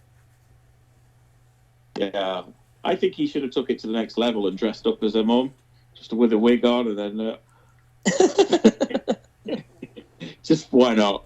Yeah, that would have taken it to, like, I guess, Little Red Riding Hood territory, wouldn't it? Knocks on the motel door, it's like, "I'm here, honey."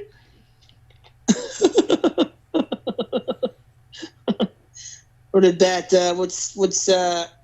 where's your thoughts taking you so far, Nate? Yeah, one of the things that was really haunting to me and still is, like I say, for some reason this movie still really kind of, when I think about this movie, it really kind of creeps me out. But one of the things early on in the movie that's really, really creepy is just, him going down. I think we only see him do this to one other Sarah Connor, but I think one would think that, I don't know if he's supposed to have done this to more than one, but we just see one. Just the idea of him just knocking on just a freaking, what is it called, suburban house in one's home, and just gunning her down right there in the entryway is just freaking terrifying. Sarah Connor, yes. Yeah, and it's how he kind of like forcefully just bashes the door open with no mercy whatsoever. It's just and the way, like, it's sort of like it gives you that idea of, like, the term that destroying innocence. Like, even the way when he pulls up in the truck or whatever, and he crushes that kid's truck with the wheel of the car. He doesn't give a fuck, does he? He really doesn't.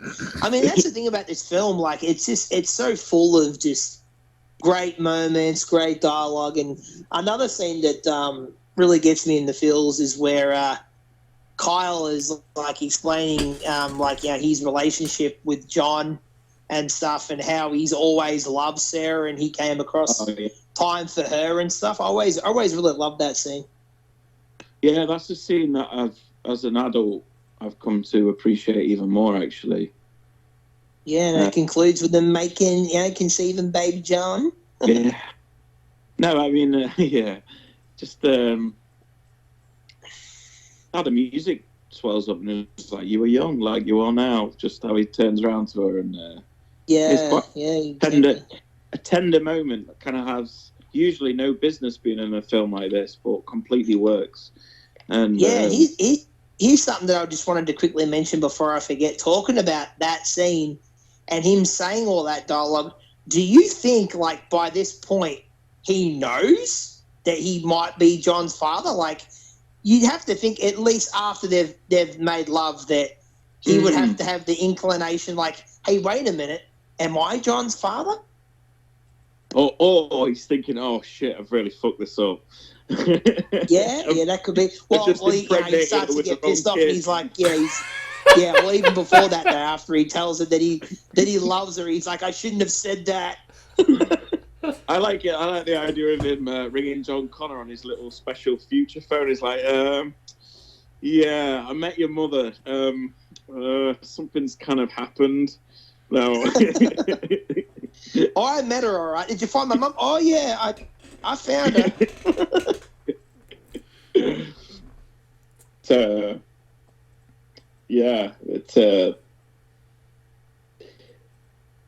That's the one scene where afterwards he lightens up a little bit, where he actually smiles and laughs when she's being playful with him.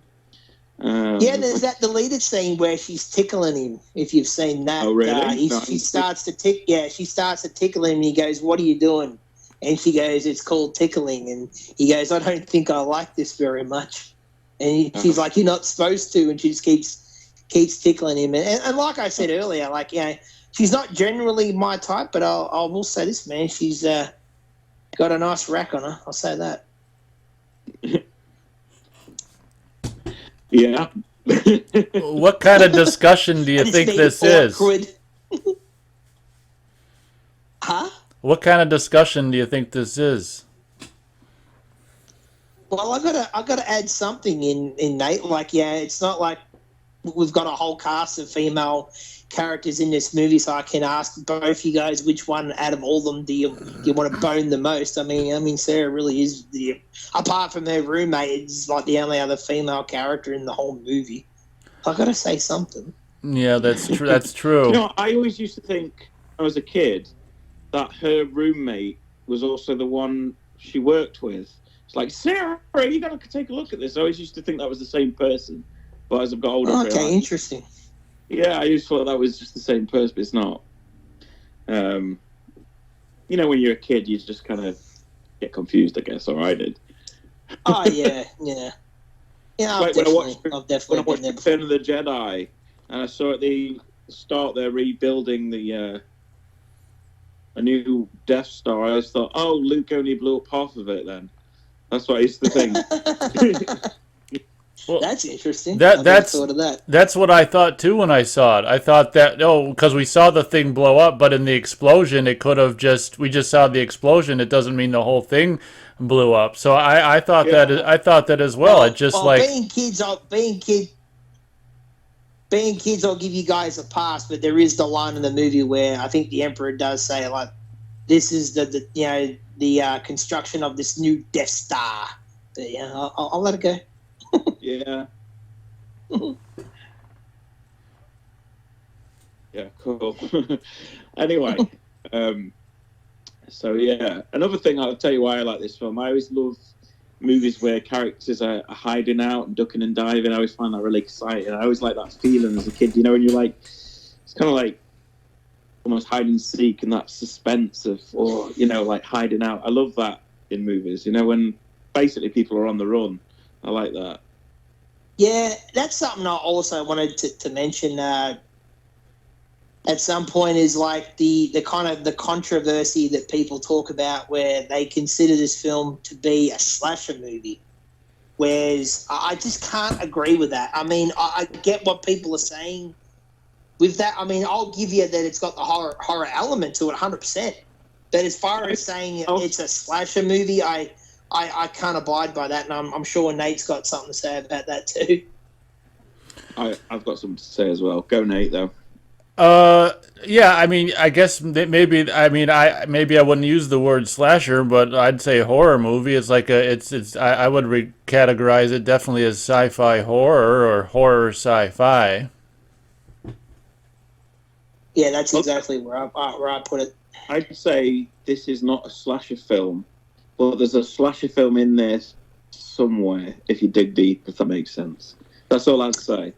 Yeah, that's where I can meet someone, kind of halfway, I guess, and see what they mean by it with, like an unstoppable villain that's trying to kill the girl. And I do get that. I don't know, man. Like, for me, I guess, for a lack of a better term, a traditional slasher movie, this movie just doesn't have a lot of those elements, that for me make up a slasher, Let me point this to you, though. If he didn't have a gun and he was trying to get her with a knife, and he killed her roommate with a knife, and he went into the police station and killed other victims with a knife, or he killed that other Sarah Connor, would you then say it was a slasher? I think maybe you mentioned this last time when we spoke. I know I've heard someone say that before. I mean, yeah, that would be adding another, a more plausible element to make it more slasher-like. But even then, I would still probably say no, because I mean, you can't even really give, in my opinion, Sarah the title of final girl too much, because there really isn't a cast of other females too much besides like her. I mean, all right, her roommate gets knocked off, and then there's the one other Sarah Connor you see die, and then there's one other one that's off screen. To me, it's just not enough. You know what I mean? I mean. Yeah. I get done by that there's a slasher movie in there somewhere. I think it's filmed a little bit like a slasher in places, I think. That's all I'd say. I agree, it's not a slasher film, but I think it's... You do have a point, though, when you say, like, that the whole gun element does does really steer it away from feeling like a slasher in my mind. I will admit to that. There's way too much story and plot going on as well for it to be a slasher. Usually slasher films, it's more like Friday the 13th. You don't really know what's going on until the reveal at the end kind of thing, or Texas Chainsaw Massacre. It's just kind of people caught up in a situation. This is a lot more kind of got more scope and baggage to it than slasher film. And Sarah is aware, like very early on in the film, of like what's going on and who's trying to kill her. You know what I mean? Whereas in most slasher films, the final girl doesn't know what's happening until like it's almost happening. You know what I mean, to her. So there is that too, I guess. Yeah. So. But I mean, I've even heard people say that like Predator is a slasher film, and I can't agree with that either. Like even more, I would fight against that even more so than Terminator. Do you know what though? I'm gonna have to disagree, Jesse. There, I think if there was, I'd say that is more of a slasher film actually. The characters. I mean, you've got the elements more. I'll give you that, and you've got like the characters wearing a mask, and I'll give you all those things, but at the same time, the tone is just so different from a slasher film to me. What about this one? Automatically, like is like a fail as a slasher to me. What about this? I would say Alien is a slasher film in space. If I was going to say any of them, a film that's not a slasher film that is a slasher film, I'd go for Alien. I would be closer to getting to a point where I could get on board with that more. What do you think, Nate? I mean, I don't know if I can still call it a slasher, but I mean, it's definitely a horror film. I say that. Sci-fi horror. Yeah, I'd say Alien would be much closer to slasher than Terminator for me. Yeah. I'll tell you what is a slasher film, if you want to really go down that route. A slasher film that isn't a slasher film, think about it, is Willy Wonka and the Chocolate Factory. Oh, that's a good point. Yeah, the kids all kind of... they kind of don't get knocked off, but they all kind of get dispatched in one way or another, eh? Thoughts, Nate? I hate that movie. I haven't seen it since daycare. Right. Well, what's funny, this will be probably a little bit maybe controversial. Well, I know it is for people who are fans of Willy Wonka, but for me, like, I mean, I saw that film when I was a little kid, and I only ever thought it was just okay. And I'm a much bigger fan of the remake with Johnny Depp, which I know like a lot of people hate that movie. Ding ding. I really dig it. Ding ding. I say I'm signing out now, man. That's it. All right, Will. It's been fun. Good knowing you. You are terminated. Yeah. I really like the original. I know it's kind of over the top. It's campy as anything. It's freaking... But I think on re-watches as I've got older, it's grown on me. There's a lot more kind of... It's got a lot more to say than I ever thought it did. I think I can kind of look... It's kind of... it's got a sickly quality to it. It's like a bit like Chitty Chitty Bang Bang. However... Yeah, I don't know. The movie kind of looks cheap to me. Like the whole way the factory looks in that, it just, I don't know. I just think it is hot. Gene Wilder's performance and the kind of like the twist at the end, and it's kind of got a good message. He's good in it. I don't have a problem with him. He is good in the movie. He's actually, like that part where they're on the ride, that's actually kind of scary. I told you it's a slasher film, man. But, here's something that I wanted to bring up that I found out earlier, which is pretty interesting, which I don't think I've ever heard before, is in the Terminator, where Kyle blows up the truck and the Terminator gets blown up there, Orion Pictures wanted Cameron to finish the film there. They said, like, look, the Terminator's been blown up. You know, Sarah survived. You could end the film here. You don't need the third act that's in the factory and that. And Cameron looked at him and he's like, "Are you fucking nuts?" Like, and just literally walked out of the meeting pretty much with the execs pretty much, man. They wanted him to cut it off right there, and one of the other execs couldn't get on board with the film being a sci-fi film. He goes, "This is not sci-fi." He goes, "You can't sell it as a sci-fi film. You're going to have the audience feel betrayed." He goes, "Star Wars is a sci-fi film. This is not a sci-fi film." Wow. And Cameron looks at it and he goes, "But it's got robots in it. It's got time travel in it. Like, they're two of the biggest elements of sci-fi." And Cameron just like looks at the camera. He's like, the guy didn't get it. Yeah, it's amazing how many people. I mean, I come across people like that every day who just haven't got a clue what they're talking about. And I swear to God. What you mean, like how you talking to me and Nate right now? No, not you two. No. I mean, there's differences of opinion, and I completely respect other people's opinion. But then there's sometimes other people just talking, and they've got absolutely no idea what they're talking about. Talking through their ass.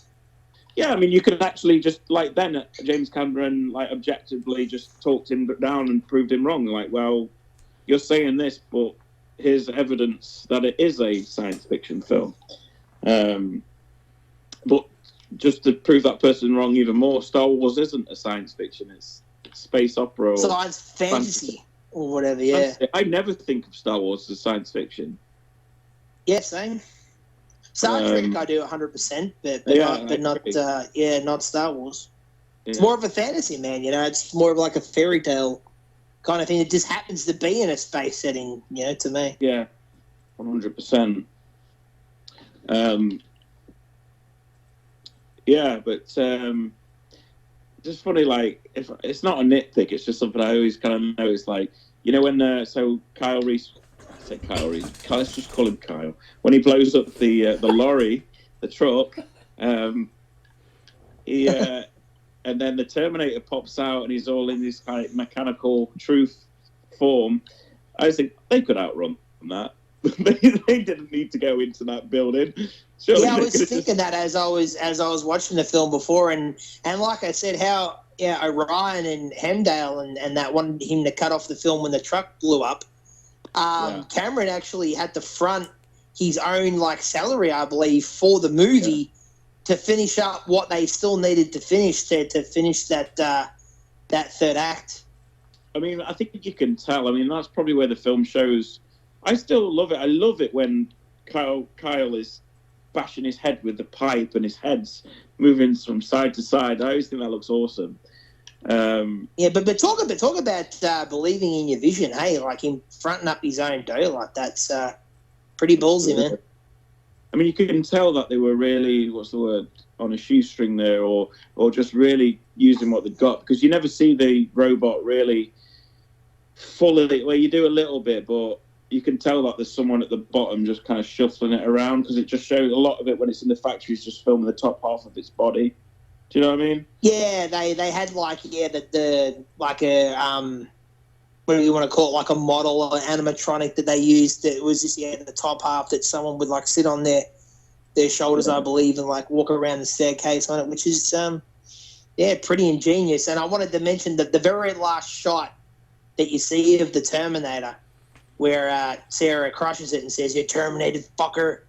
That very last shot where you see the eye, like the red eye dying, and that was literally like tin foil, like some sort of red light bulb, and like some other like piece of equipment they had. That's all it was. It was basically like tin foil and a friggin' a red light bulb, man. And it totally works. It's the last thing you ever really see of the Terminator, apart from the hand. Yeah. Do you know what I mean? Stuff like that is great to hear. There's another bit where they zip Kyle's body up, which is always really sad to me. But wasn't that James Cameron's like clothes bag or something, because they didn't have the budget for a body bag. Yeah, I was going to mention that. Yeah, it was his suit.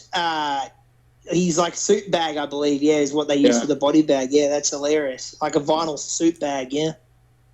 Yeah. Another thing that's kind of funny about this film, Arnold Schwarzenegger is the main character, and he's not in it for the last like half an hour because he just turns into a robot, I guess. So Yeah, I love the way one of the announcer guys used to say his name when he was competing on Mr. Universe, Schwarzenegger.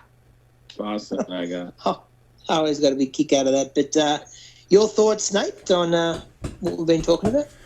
Yeah, like I say, you guys listening to you guys talk about it and just replaying these scenes in my head, I just, like I say, it's just one of these movies that I'll never be able to escape that just feeling of just unease and, I mean, almost, I mean, I guess I could say just dread and just kind of creepiness whenever I think about this movie. Might be one of the reasons I don't watch it very often. But yeah, I mean, so much of this movie is kind of terrifying, and for me, I'm really glad that he was able to complete his vision and didn't have the movie end after the truck blew up, because the last bit where they're chased into the building by just the metal skeleton thing is just so freaking creepy. And the animation gets by and the animation works, but even though I will say those shots of, like Will was talking about, with just the top half of the metal skeleton walking around with them red eyes in the dark, I mean, it's just so freaking scary.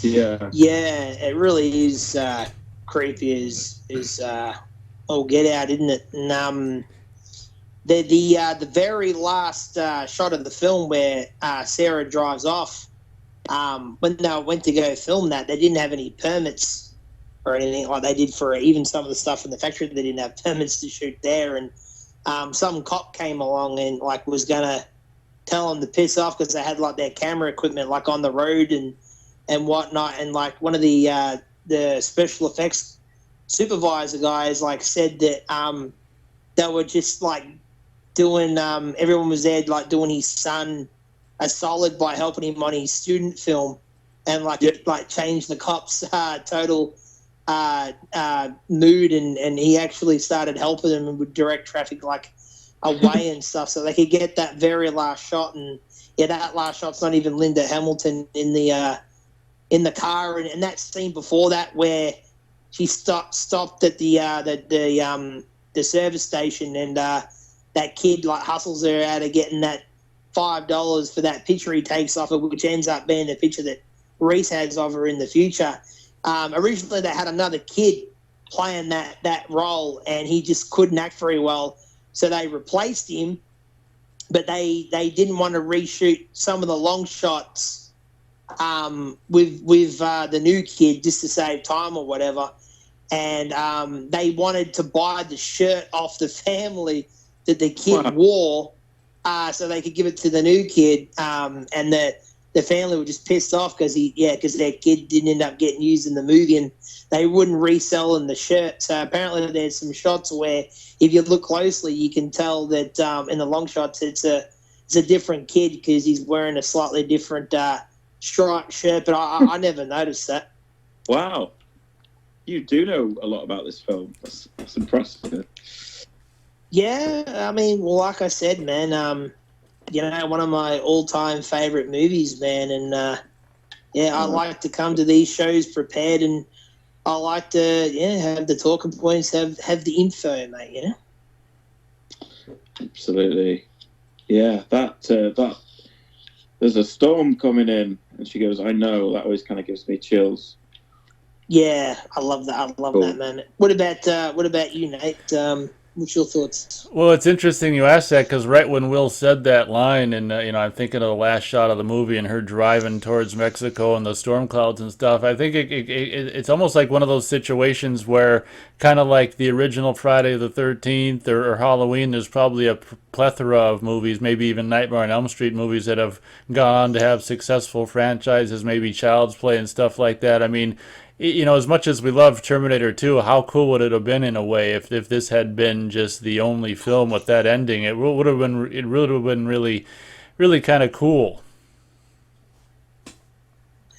Yeah, that's a good point. And like, what's your guys' feelings on like how like with the last I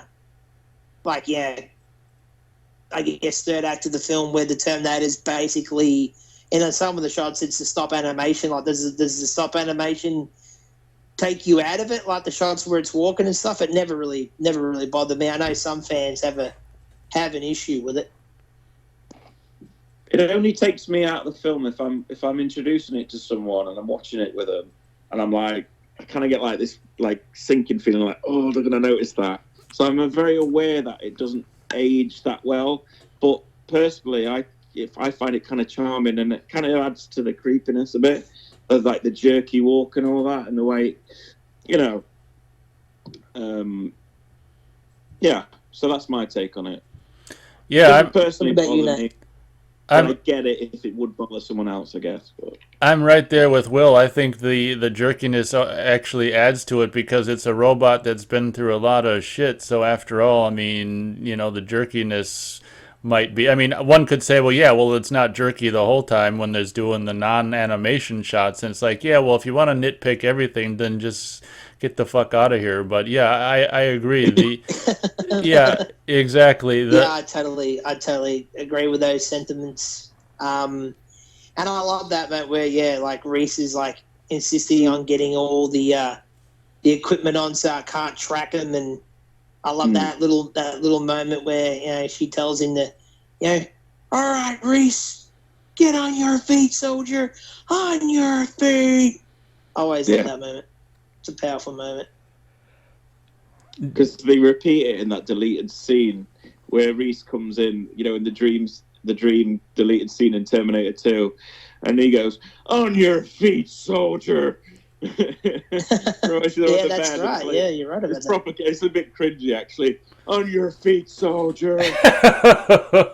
Yeah, he almost doesn't have the same kind of way of delivering it as I guess she did. But I mean, in the guy's defense, you know, he probably came in had one day or half a day to prepare for all that stuff. Yeah. But yeah, I mean, yeah, the fact that we can sit here and talk about this film for literally hours is a true testament, man, of just how interesting of a film it is, and just how well put together it is. And like Cameron, man, like we've already stated, the dude knows how to make a film, you know, when he really wants to. Mm. You know, when you're a kid, there's certain films that really, well, especially for me, or songs or something that would really just get under my skin and would move me and affect me or whatever. And this is one of them that really kind of affected me in a way, terrified me, and kind of haunted my dreams for years of a Terminator being after me. This figure, and it something about it just really got under my skin as a kid and terrified me. But I loved it.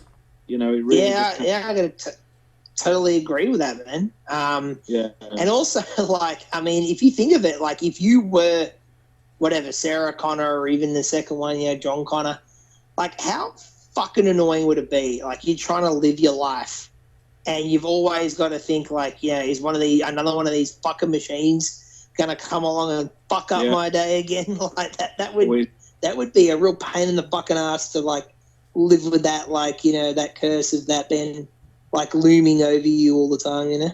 Yeah.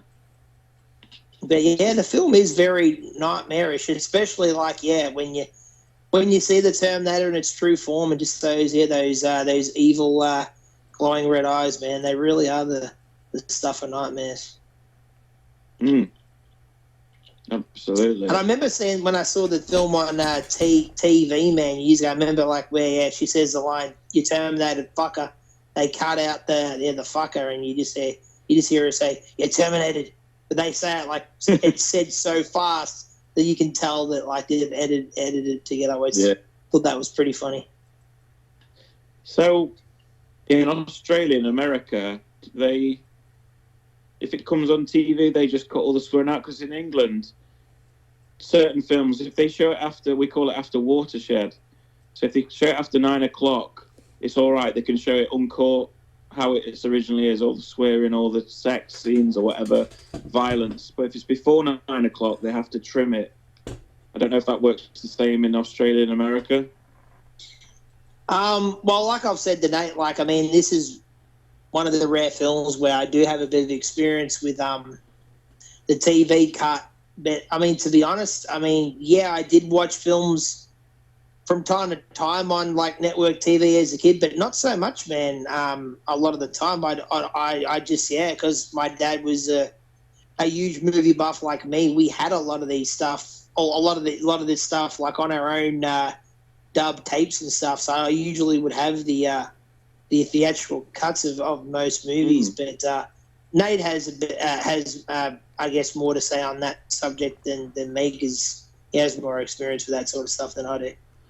Yeah, I can. I don't think I can't really remember what Terminator was like on TV, but I've got other recollections of other movies. I remember in the '80s they did things when they played the original Chainsaw or the original Alien movie, and it was probably the same thing maybe where they played it later at night. I can't remember that aspect, but I remember in the late '80s on TV there used to be every time they came, before the movie started or every time they came back from commercial, there'd be this screen where it's just like black and white letters, I think, and maybe some guy reading it like, we now return to Alien, viewer discretion is advised. And I want to say that Alien was played pretty much uncut, and the only thing that they'd ever, same with Chainsaw, the first Chainsaw film, and I recorded the first two Nightmare on Elm Street films off TV like in late '88, and I think they played them all uncut except for just they bleep the swear words. Wow. Interesting. So does it not work how I said it does in the UK, where it's like, like I say, if it's after 9 o'clock, they'll just show it as it is, the theatrical cut. If it's before 9 o'clock, they'll give you a kind of get rid of the swear words and the violence. Does it not work like that in your countries? Yeah, I'm not too sure about that, man. What it's like here for that. When I was a kid, you'd never. It doesn't matter what time it was, you'd never get to hear the all important swear words. Oh right. I mean, for me, I haven't watched network TV in over 20 years, really, man. To be honest. Yeah, I'm getting like that. I don't watch TV anymore. But I just wanted to also quickly mention that. What about how, like, even once this machine's been blown to bits, like even the top half of it will still fucking come after you. Like, it's not done until it's truly fucking destroyed. Like that's determination from the Terminator. Always found that element pretty cool. And even in some of the games, that happens where you'll like blow the Terminator up, and the top half will still like crawl after you. Yeah. That actually reminds me, that does remind me of something that I always thought was fakey as a kid, and I think I did actually have a good point when the Terminator, the top half starts crawling through that machine press or whatever the hell it is. It's like, even as a kid, like when I first saw it for the very first time, I'm like, okay, so his steel metal hands are getting grip on the steel metal thing of the machine press. Yeah, I never thought. Yeah, I never thought of that. But yeah, like I said, that last shot where, like I said, all it was tinfoil, light bulb, and just someone blowing cigarette smoke. That's pretty freaking impressive because you're totally right. You don't question it. I mean, that is really terrifying, actually, seeing just because the film becomes claustrophobic as well, going through that tunnel shaft and. That's a creepy scene. That is.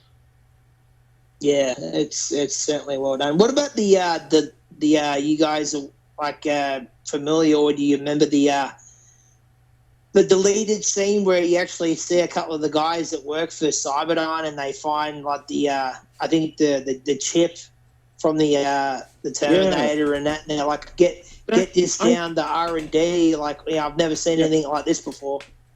And then you get that shot of the building and it says Cyberdyne Systems. You see, I think that, I don't know if I should say should have been left in, but I could have lived with that being in. That would make sense to me. That would have been cool. I like that. I don't know why that was caught, but maybe that wouldn't. Could have just been for time, maybe. Who knows, Yeah. Studios are like, they want now. It's funny because nowadays they don't really care, but I remember back in the 80s and stuff, if they could shave 10 minutes, 20 minutes off a film, they would always do it because it meant more showings in a day, at least one more showing in a day, which obviously means more profits. But nowadays, it doesn't seem like they care. Like the movie's 2.5, 3 hours long. They really don't give a shit. I guess it doesn't really matter so much nowadays because the film gets released in 3,000 theaters, I guess now. But yeah. Well, that used to piss me off in it, like British broadcasting. They used to trim films just on TV, just so it could fit with their programming. That used to piss me off. Especially, yeah, I remember my mate telling me years ago. I can't remember what musical it was. It might have been like Singing in the Rain or one of them where there was this dude that owned his own theater, right?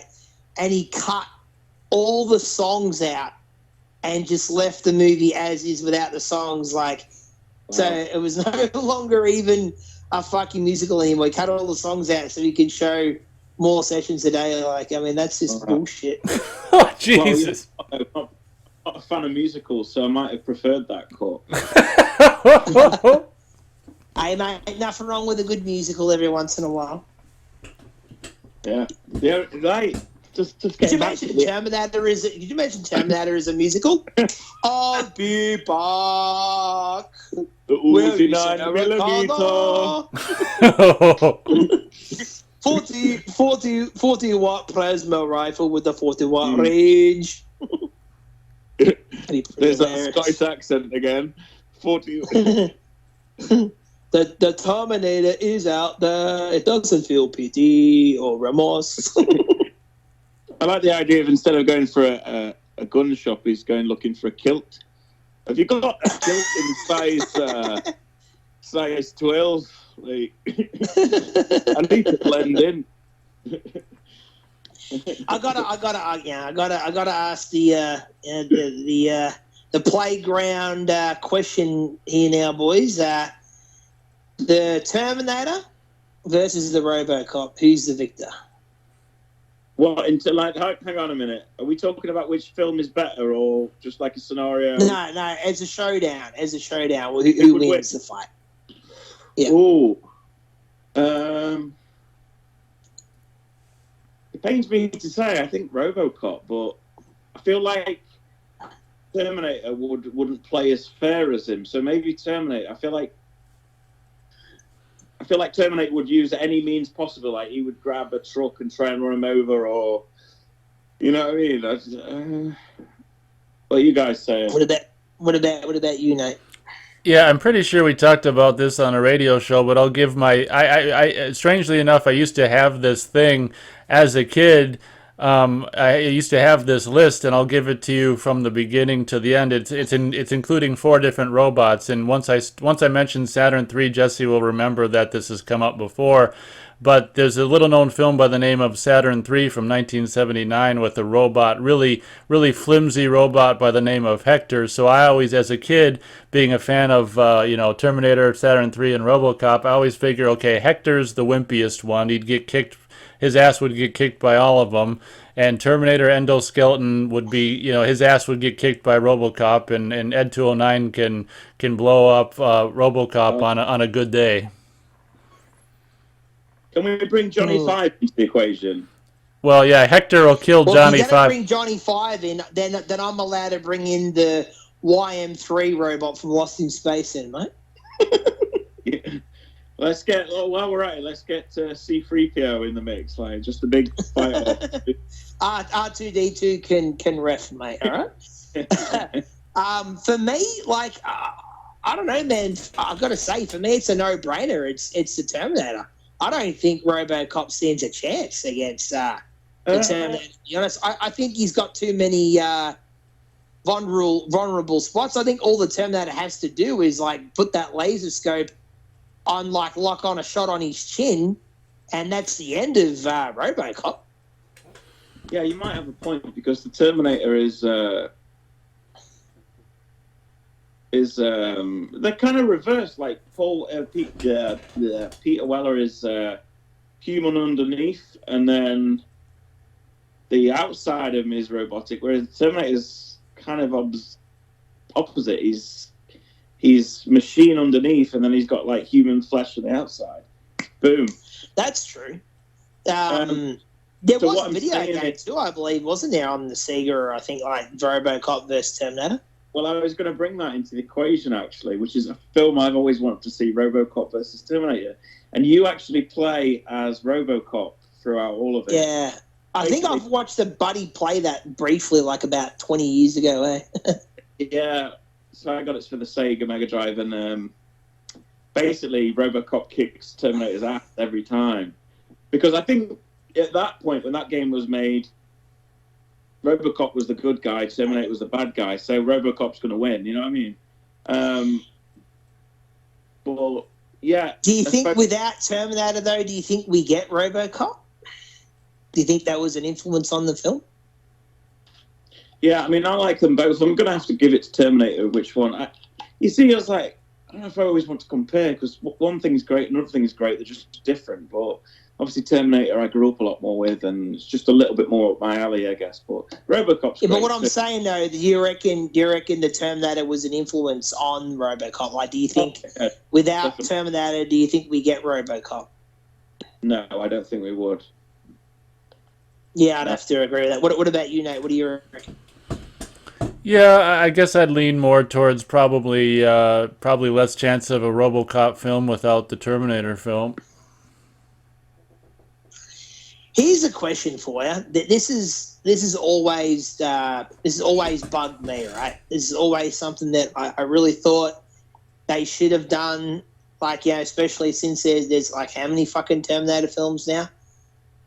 Why couldn't Arnold ever go back to being the bad guy? I so wanted that. Well, I say so wanted it. It would never be as good as the first one. But I agree. You say Terminator to people and they think of the good Arnie, where he's, I now know why you cry. You know, it's like, no, I like the creepy Arnie. The freaking, creep Terminator from the first one. That's my Terminator. Yeah, I mean, I think there's room for both, and I love both, to be honest. I mean, in the second one, you know, by the point where he's pretty much become like John's father, and that I love the shit out of that. But yeah, I think we only ever really needed it in that one film. You know what I mean? I mean, the closest we got to a bad Arnold after that was in Salvation, where he was just, you know, a real bad mock-up CGI creation. But yeah, I mean. How cool would it have been in the third one if Arnold had been the baddie again? It was like it was I think on his part it was his choice too. I don't think he wanted to go back to playing a bad Terminator, to be honest. Well, just an idea I've just had what might have been interesting is to have both in the same film. Now there's an idea. Have the evil one and the good one protecting. You know, they sent two models. One to protect. Well, they kind of touch on that in Genesis a little bit. Like I said, how they go back into the first film's timeline, and the good T-800, takes out the T-800 from the original film. So they've kind of done that, I guess. If they haven't done it for a whole film, but for like a couple scenes. The whole film, there's a bit to play around with, like kind of one getting mistaken for the other, like, you killed my family. It's like, no, that was the other model. I don't know. Yeah, I mean, it's funny though, because like, you know, from the other perspective, I remember Arnold like being really against being the good guy originally in T2. Like when Cameron told him the idea, he was like, "What? Are you serious? Like, I can't be the good guy. That won't work." You know what I mean? And Cameron even said, you know, like with this movie, I'm going to make people cry for a Terminator, and like to think that he actually achieved that. That's incredible. I think, you know, especially considering what people thought of the character, you know, from the first movie. And I do like how in the second film, how, you know, you're not really sure. Yeah, if you don't know much, if you go into that film blind, you're not sure if Arnold's a good guy. It's not until, you know, they're basically faced off in that like back part of that mall, and he tells John, get down, like, you know, like friggin', I love that shit. Well, I like it though. Yeah, he's a good guy in the second one, but he's not. I think if John wouldn't have told him, he would have quite happily killed innocent people. So he's like, he's on a mission, but he's still ruthless. You're going to kill that guy? Of course. I'm a Terminator. Yeah, you see what I mean? He'll live. Well, What's your thoughts, Nate, on good Terminator versus bad Terminator? Yeah, it seems to me Should there have been a return? It seems to me we've discussed this before as well, possibly on one of the live streams. But yeah, I think it would have been a much cooler for in Terminator 3 if he had been bad again. But you can understand why Arnold, post Terminator 2 era, didn't want to be the bad guy anymore. But then the perfect fix to it is like Will said. Well, then have Terminator 3 be bad Arnold versus good Arnold. Yeah, I mean that's definitely an idea, and yeah, it really could have worked. I mean, I don't know, it probably would have kicked up the budget a bit more because it would have, I guess, been a challenge to shoot that with Arnold having to play both parts, I guess. But it's definitely an avenue that you really could have went down, eh? You're gonna pay me twice for this one. Yeah. I want enough to buy two countries. I want enough to buy 2 countries this time. Yeah. The Uzi 9mm. Times 2. That's the thing with Arnold, man. Like, he's got to be like the most like quotable actor out there. He's the most imitated actor like out there, isn't he? Really? Oh, but can I just go back to this Arnie versus Arnie? Like, I can just imagine the tagline on the movie poster: Schwarzenegger versus Schwarzenegger. That'd have been great.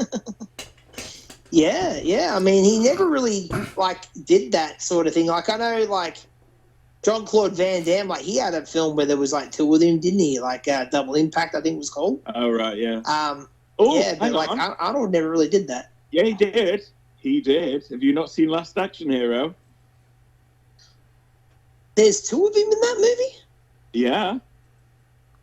Okay, yeah, because I've got a funny history of that film, because when I first saw it, right, when it first got released on VHS, I fucking hated it. I thought it was the worst thing ever, man. I was like, this movie is a complete piece of shit. And it didn't help that, I don't know if you know the history of that film, but how the film has a few cameos, you get the T-1000 in there, and it's actually Robert Patrick and things of that nature. Well, I remember hearing, right, from people I knew who read, I had a mate of mine who was my buddy and my dad's buddy.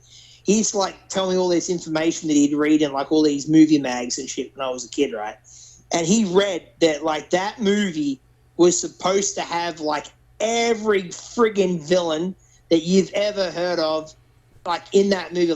Freddy was supposed to be in the film, Jason was supposed to be in the film, the Predator, Alien, you know what I mean? And being a kid, I went into the movie expecting that, and the movie had very little of that, and that just instantly turned me against it, and I didn't watch it for about probably 15 years, and then I revisited it about last time I watched it was maybe 5-6 years ago, and the film's really great on me, man. I reckon it's a bit underrated. It's a fun flick, but I don't remember this part where there's 2 Arnolds.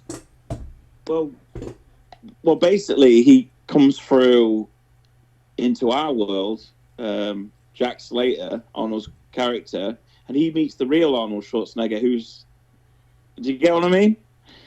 Yeah, I get what you're saying. Yeah, I don't know. Yeah. I'm not, like I said, I'm not super familiar with the film. I've probably, in truth, I've probably only seen the film 3 times throughout my entire life. So I remember bits of it, but I don't have an extremely clear memory of it. But you're right. It is, I think, underrated. I don't think it's brilliant, but I think it's worth a watch. I think it's definitely not worth a negative review. It's certainly a 7 out of 10 at least. I think it's some good ideas. But have you guys heard that, though? That's what the movie, the concept of the film originally was? It was supposed to have all the classic villains. Even Dracula and Frankenstein monsters was supposed to be in it. Have you heard this, Nate, at all? No, I never heard that, and it would have been very difficult. I don't know how they would have got all those monsters and killers in the movie. Yeah, it would have. I mean, it would have been a harder task, I guess, than getting Freddy versus Jason off the ground. But yeah, I do know that was the original concept, and a movie like that would be pretty kick-ass. But I mean, if we can get things like the Avengers and stuff of that nature, I don't think something like that's completely out of the realm of possibility of happening one day. We might get like a massive monster mashup, if you will, like a movie like that one day. Yeah. Well, have you not seen Monster Squad? Yeah, I've seen Monster Squad. Not a fan. No, it's okay, isn't it? It's not. Well, it's all right. I think if you grew up with it, you'd like it a lot more. But I never did. Yeah, I never grew up with it. I remember hearing about it like quite a bit as a kid. I don't remember seeing it that often on the video shelves as a kid. I think I spotted it a couple of times, but I just never got around to renting it. Actually, what's funny is there's a theater in the city here. They're actually going to show that, I think, next month. It's a double feature of Monster Squad and The Crow, which I reckon is a bit of a weird double, but yeah. That is a bit of a double, yeah. So, where would you guys say this film ranks for you? Even if you rank films or not, with this... first of all, like, objectively, do you think this is one of the greatest films ever made? And also, where does it lie with you? If you had a top 10, is it in there? So... You can take this one first, Nate. Yeah, this is an interesting situation for me because, as I've said several times in this little discussion here, that this movie actually, when I think about it, it's not it's not a completely positive experience. I realize that it's a phenomenal, groundbreaking film and stuff like that. Well, honestly, there's something that I wanted to mention that I forgot about that I might as well throw in right here. One of the reasons, and this is really strange, one of the reasons this movie has a lot of negative connotation for me is that one time after I saw it, from a video store, there was one night when I was, 10 or 11 years old. One night, it was a Sunday night, I'll never forget it. It's so depressing. I was recording it off of TV, and just this horrible dread that it was Sunday night, it was a school night, and so every time I watch this movie and think of this movie, I'm just transported back to being like 10 or 11 years old on a Sunday school night, and the movie, I recorded this movie off TV, and now the movie's over, I got to go to bed and wake up and another Monday at school. So I this movie has a lot of negative connotations personally to me, and it's really goofy, but I recognize that it's a really well done movie. So I mean, unfortunately, because of the negative connotations it has, it wouldn't be in my top 10 or anything like that, but it's a film I hold in really high regard. Weren't they the worst that Sunday evening where you're like, the fun's just about to end and it's the dread of Monday morning for school? Oh my God. Yeah. You know what? That thought still lingers, even though I don't have to be up for school. Same. Yeah. That Monday feeling, even if I haven't got anything to do the next day, it's still that. Yeah, the party's over. But I tell you what though. Whenever I'm like out and about and I see school kids, I think to myself, "You poor bastards." I do as well. Like that used to be me, and yeah, I'm the same, man. Like I'll still like kind of, I don't know. Like for me, like it doesn't matter kind of what's going on in life, man. Like during the week, like always kind of has that kind of that kind of dread about school, I guess, man. And I mean, it's been. Yeah. Like 2 decades now since I've been in school, man. But I don't know, that shit, I guess for us, our type of personalities, it never really leaves you. And, I mean, I've had definitely had that experience that Nate was just saying, like, with movies and that, like watching them and then had to go back to school the next day. But I wouldn't say, for me personally, that like any... Like that experience has ever like tainted a film for me, I guess, from my perspective. But I can definitely relate on what Nate's saying. But the only time I can, sorry to put in, that I can relate to that is if I've had a relationship that's gone wrong and it was a film we used to watch together or or a Yeah, song that or I something. could get more on board with that. I Yeah, like that's if I relate it to too much of my own life, I can't watch it for a bit until I've. yeah, yeah. That's more the way I look at it. Yeah, it's more like relationship kind of things. Which luckily I haven't had too many things I love like spoiled for those reasons. Yeah. But I'd say more for me it'd be more like a song than it would be a movie. Yeah. But yeah, I mean, Nate saying that reminds me of this guy I watch on YouTube. I've mentioned him before, Pizzow. Nate's probably familiar with the show that what was it called? USA Up All Night. Did you ever grow up with that, Nate? Have I grown up with what? USA Up All Night. Oh, okay. I never had cable. I think I don't know if how it was in Australia, but in the States, I think that was on cable. My buddy, I think, had that. I'd experienced that at my buddy's house on sleepover.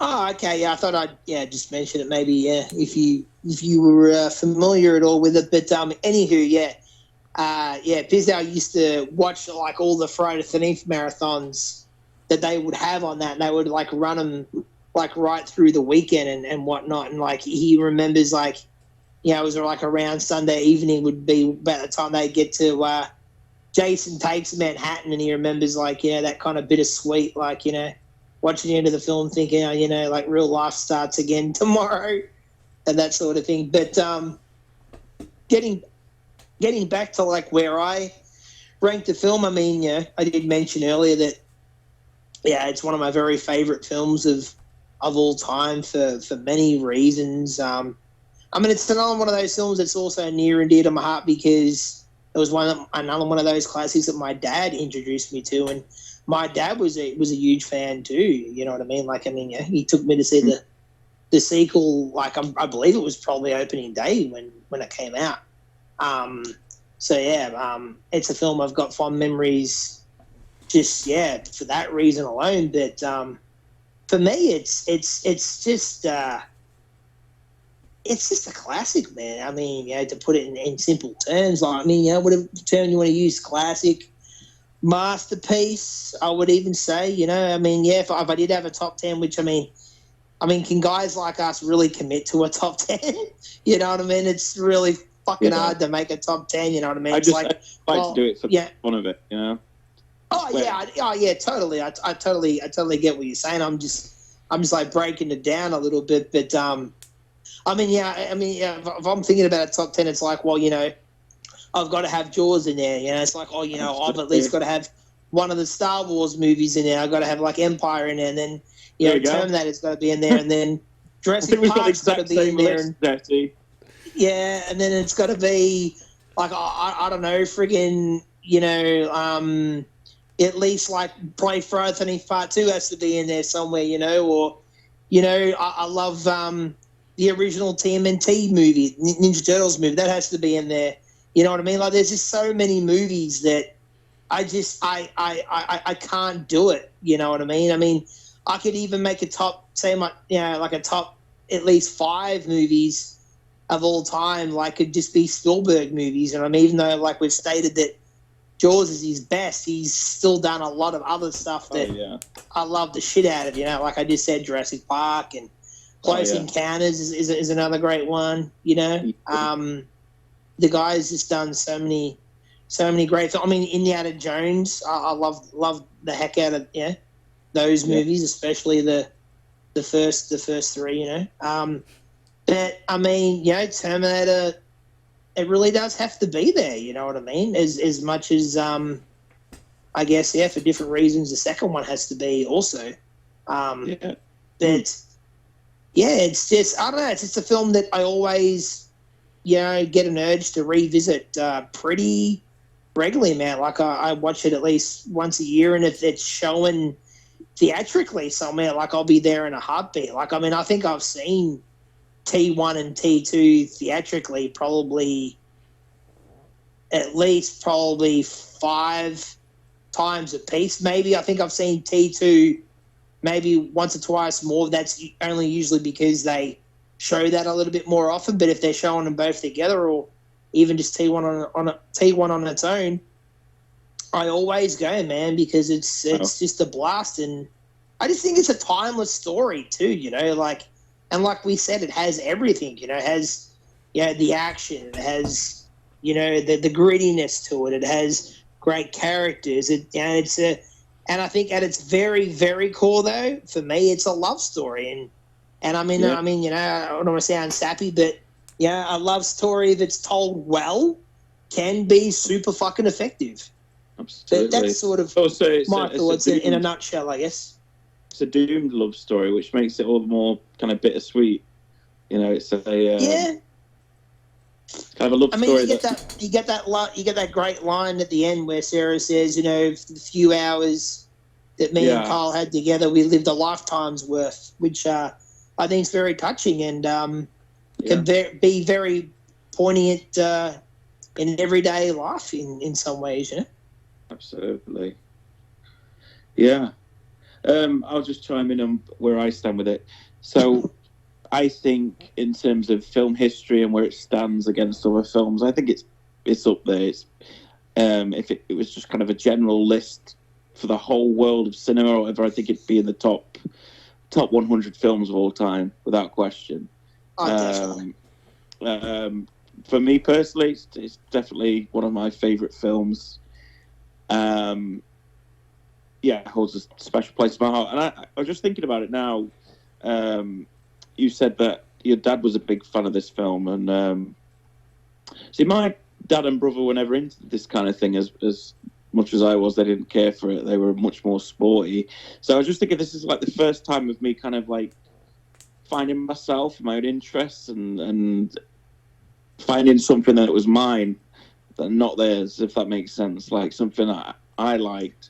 Do you know what I mean? I was like a first memory of something that was a bit up my alley, if that resonated with me. As they got sport and their thing, I'd got this, which was they didn't like and my mum didn't like, but it was just for me, if that makes sense. So holds a special place for me. I can totally get with that. I mean, like I said, I'm second generation geek because my dad was a big geek too. But I mean, I kind of copped that, from like my buddies and that, you know what I mean? Like, who weren't, into movies they dug movies, but they wouldn't be into it the same level as me. I mean, it'd be like, like if I wore a Batman shirt to school, you know what I mean? Like my buddies would try to, not hardcore, but give me a ribbon about it, you know what I mean? And then next weekend when the movie opens, they're in the fucking line too, and it's like, motherfucker, you like this shit too. Like, fuck you, man. Like, you know what I mean? But I do. I mean, I guess I was lucky in that way, where I mean, my dad loved this shit just as much as I do. And it's kind of funny, man. I think about that often. Like, would I be the guy I am today if it wasn't for my dad? Like, would I even be on this conversation with you guys? It's fascinating to think about that because just, I mean, a lot of this stuff, was integrated to my everyday life. So early on, and I mean, I'll even take it a step further. I think me and Nate have touched upon this with our Friday discussions, but I mean, it might sound weird to some people, but I almost think of like Kyle Reese as a friend. To be perfectly honest with you, you know what I mean? Like the movies like that mean that much to me. You know what I mean? Like, absolutely. Yeah, I mean, like lonely times when you're a teenager, and I still get those times. And horror movies and these films were kind of like almost friends. Yeah, like comfort. Yeah. The horror films and nasty subjects, there's usually something fun about them and entertaining and atmospheric and a little world you can escape to, I guess, like especially stuff like Friday the 13th in the woods and stuff like that. So it's nice. I mean, go on. Sorry, you continue. No, you go. I was just saying it's nice to talk to people who have got similar kind of feelings toward films. It's not just Well, I just thought of another Terminator kind of. I'm just thinking about it. Like being such a young lad watching it and had such an impression. It's kind of one of the films that's kind of defined my taste in movies. Like, it's probably what turned me on to suspense, to horror, to action, to sci-fi. Probably a lot of it comes from this film. When I think about it, yeah. So yeah, that's a very good point, and I can totally agree with those sentiments, and they mirror my own. Yeah. And even though, like, I guess Nate has his issues with the films for the reasons he stated, I think even he probably relates to that a little bit too. But yeah, man, like, yeah, I mean, I really, I get a big kick out of whenever we can do these shows, because I mean, now that my dad is no longer with us, man, I don't have as many people that I can converse with, like, on such a, like, cerebral level, I guess, man. On stuff like this, you know what I mean? Like, I mean, some of my other buddies, I mean, they like movies, but like, it'd be like, if you see a movie with them, you go to the theater and you watch a movie with them, it's like, so what do you think? They'd be like, yeah, it was good. Like, that's kind of like where the comment. That so much. Yeah, that's kind of like where the conversation ends, and I kind of look at them like, and yeah, like, that's kind of all you get out of them. You know what I mean? And like, I mean, I don't want to friggin' point the finger and diss them, but I mean, that's just, we're all different, I guess. That's just how they are, I guess. But well, I feel like we're talking about films like some guys talk about sport. You know, they really like to get into it and all the nitty gritty. And I think we're just doing the same with movies, really.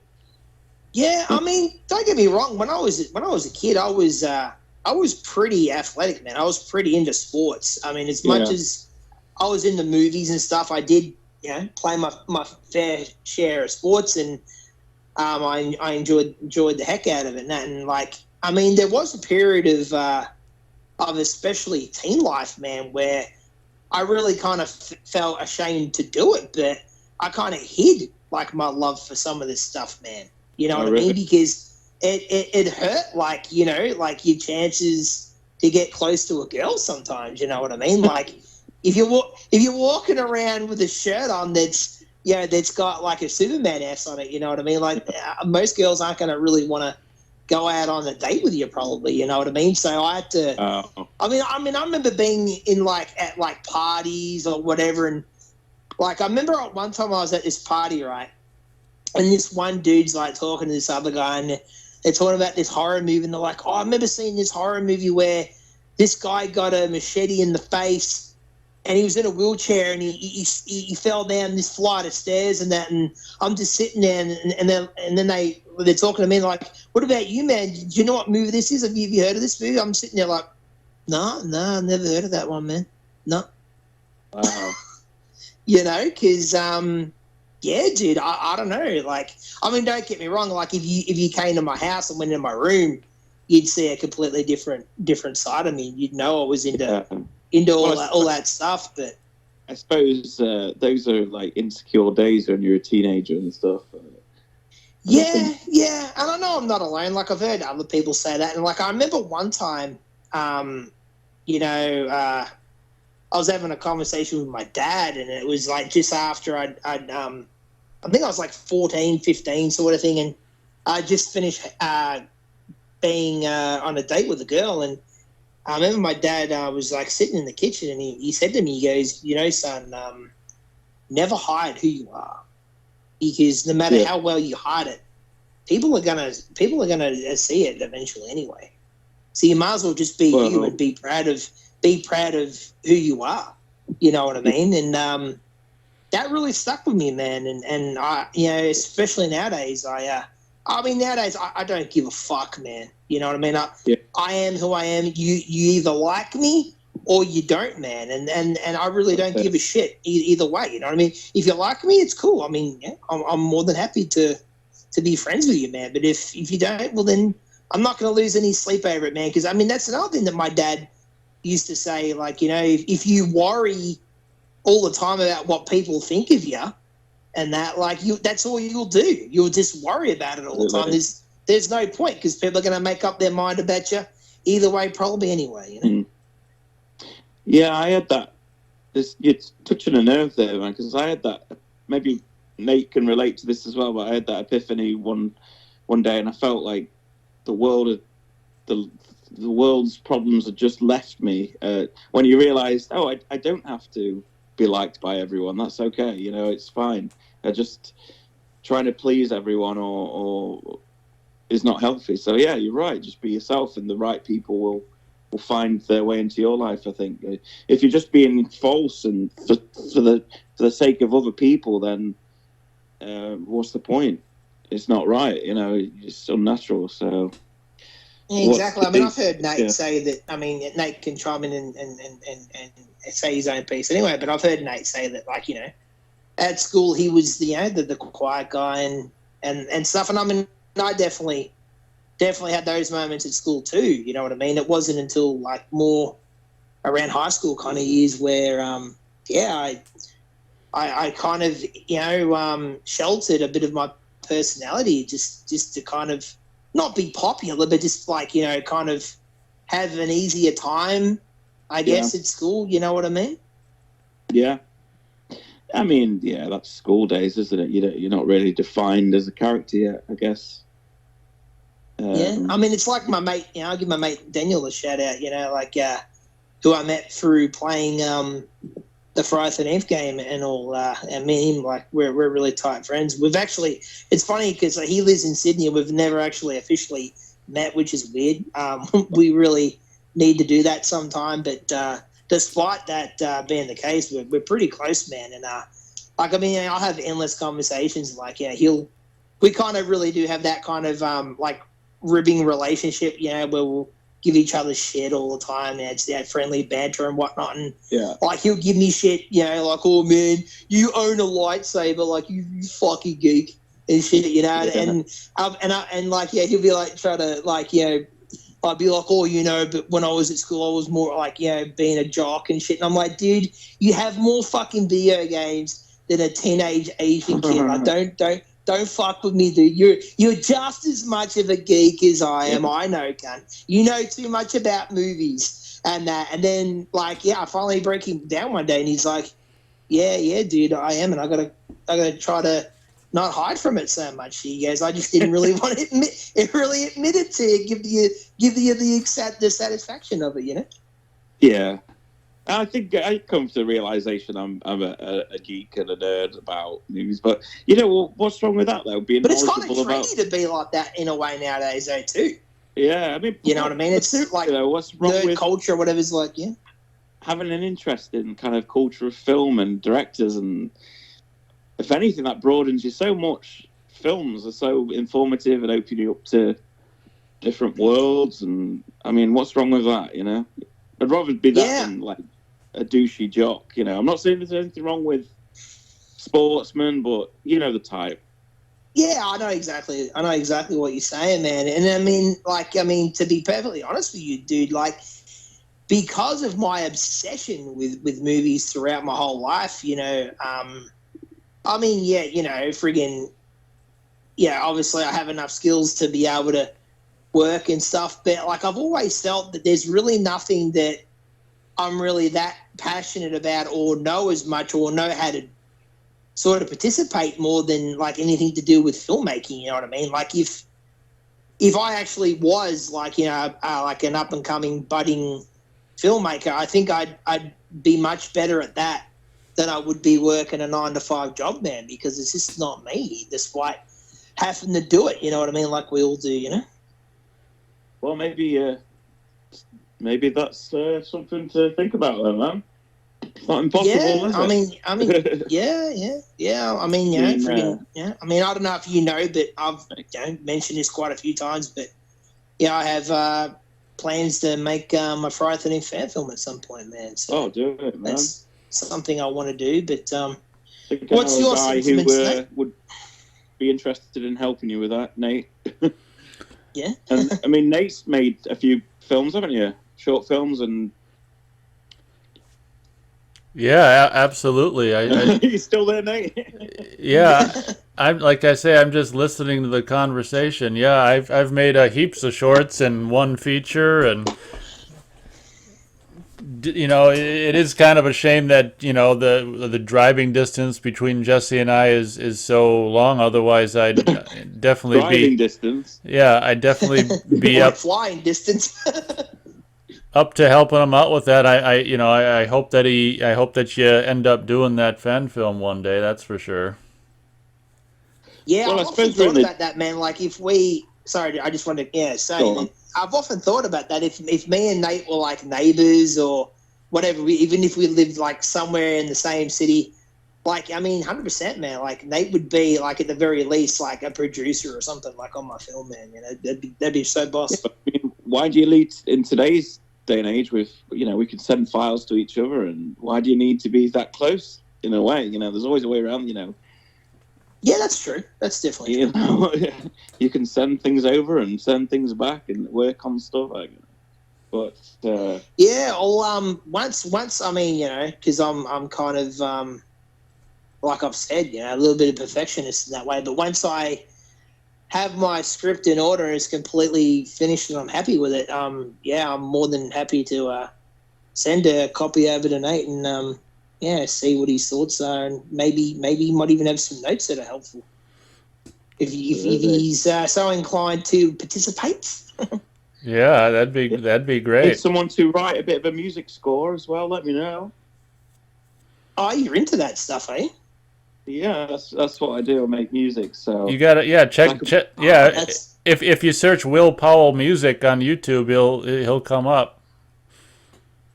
Oh, okay, dope. Yeah, I'm actually am looking for someone to help collaborate with that. I want to, have a say in it myself, obviously, but obviously, I don't know the ins and outs of that sort of stuff. So, yeah, I'd be more than happy to collaborate with you on that, dude.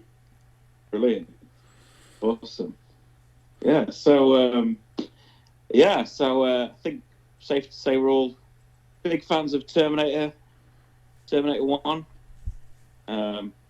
Did anyone else used to do that as a kid? If you tape something off TV, if it was Jaws or Terminator, even though it was just called Jaws and Terminator, I'd just because I was a stupid kid, I'd put Jaws 1 on it or Terminator 1. No, can't say I did, but I mean, it's funny how, like, I mean, I think I try to make a point of it earlier in the discussion, but it's like, it's the Terminator. But, like, we usually all just say Terminator. You know what I mean? Yeah. I was more the kid that I would just have the label, I guess, how the film was, try to be as accurate to it, I guess. But it wasn't just until it was mainly when the sequels of I was writing out labels for sequels, I guess. But yeah, I can see why you do that, and I've definitely seen other people do that in the past as well. But I don't know about you guys, but I guess not so much Nate, but whenever I watch Terminator, I do kind of have the itch to continue and watch the sequel as well. I love the time. Yeah, I'd say so. But I don't have to watch them in order. Sometimes I'll just randomly throw on Terminator 2, and that's where it ends. I don't watch anything after Terminator 2. Yeah, I usually, I don't know, man. Like, I think it's maybe the completionist in me at times. I don't always do it, but sometimes I will carry on and torture myself with 3. And I'll be like, well, if I want to watch Salvation, I'll be like, well, I might as well watch 3 and then watch Salvation. But, I don't often watch. I think Genesis. I've seen that maybe twice, and I've never revisited Dawn of Fate after seeing it in that initial watch in the theater. I just don't think I can do it. Isn't it great though? We were all alive when franchises hadn't been tainted, so we can remember a time where there was just Terminator 1 and Terminator 2. So Terminator franchise, amazing. Star Wars, there was just those 3 originals, amazing. Exactly, yeah. You know what I mean? And now that's gone. I can't think of any series that hasn't been completely raped. Yeah. You I mean, tell me most of one. them. If you gave me a minute to think, maybe I might be able to come up with something more, maybe not as mainstream. I mean, I don't know. I mean, I haven't seen the last one yet. I've heard it's not that great, but I mean, I don't know what you guys think about Phantasm, but I mean, I guess that kind of hasn't been remade or anything like that. I guess that's sort of consistent for what it is. I mean, even the first one's weird anyway. So I mean, that's sort of I guess all that comes to mind. I've never seen Phantasm. Really? No, I've never seen it. That sounds like the makings of a budding show right there. I wish we should do a show on that one day. It'd be good excuse for you to sit. I get the impression Phantasm's never really caught on in the UK. That's why, when I start getting more into horror and stuff, it's just something that's never been on my radar. And then I start doing things like this, and I hear more and more people talk about Phantasm. I just don't feel like it was ever a big thing in England. So maybe I need to check it out. That's why it's just never really been on my to watch list. Yeah, I think in general, I don't know what Nate's experience is, but I remember it being kind of, I mean, it's always kind of been like, more of a, I guess, considered under the radar series here. I think I may have mentioned this on a previous show, maybe on one of the radio shows, but I remember seeing Phantasm, the first one, when I was really, really young. Like, it must have been like when I was about maybe 5, and I remember like being on this main road, like out the front of this funeral home, and I swear, like in my little mind, I saw the tall man drag this friggin' body bag through this hallway of this kind of like a mortuary. It scared the bejeebers out of me, and even those little like Ewok, no, not Ewok, sorry, Java-like characters. I saw them as well. In my mind, I saw it, and I remember, it took my dad half an hour to calm me down. He's like, it's in your imagination, kid. You've been watching too many movies. It was that. I had that vivid of imagination. Hearing about that. That's creepy. Are you aware of that? That it's got that movie's got Jawa-like characters in it. They look basically like a Jawa. Yeah. Your story is creepy enough. Yeah. Maybe. I mean, I even have this other story when I was probably around the same age. This scared the shit out of me. I really haven't spoken about this in a long time, but I remember this one time I was about the same age, about 4 or 5, and I remember being at the park, and I remember it was kind of twilight era, and I literally lived just behind the park, so I could literally cut through the fence and I'd be in my backyard, right? And I remember seeing this big tree that was off in the distance a bit, and I remember thinking that I heard this tree speak. This tree spoke, and I remember it had eyes, and it looked like demonic, man. Wow. creepy kind of shit, dude. The sort of things that where your imagination can take you as a child, Could have been dreams that you're perceiving as memories. No, I'm pretty sure it was a real memory, man. Yeah. Wow. Well, if it's a real memory, I'm scared now. I've had other people, as children, experience weird shit. I remember, a buddy telling me, he remembers being 3 or 4, and when he first moved into his house with his family, he remember seeing this dark, kind of foggy creature, moving around his living room area when he was about 4 or 5 years old. Man, it's wow. Yeah, it's amazing, kind of where a child's mind can kind of go to. Can I just say it's 4 a.m. here, and I'm sat in my little conservatory, and it's pitch black outside, and I'm getting the chills a bit now. You're getting the old heebie-jeebies? Yeah, I get the heebie-jeebies, yeah, man. You know what movie gives me the heebie-jeebies? The Strangers. If I watched that movie, dude, I'd be looking over my shoulder for fucking days. Strangers. All right, yeah. Yeah, that movie creeps me out. All I will say is, as much as a horror fan I am, nothing has ever matched the scariness of kind of childhood nightmares and stuff. I don't think, any film has ever captured those kind of fears, So I do think your imagination is just, off on. Yeah, but how old were you when you saw some of these films, though? True, yeah. When I was a teenager and a lot older, I mean.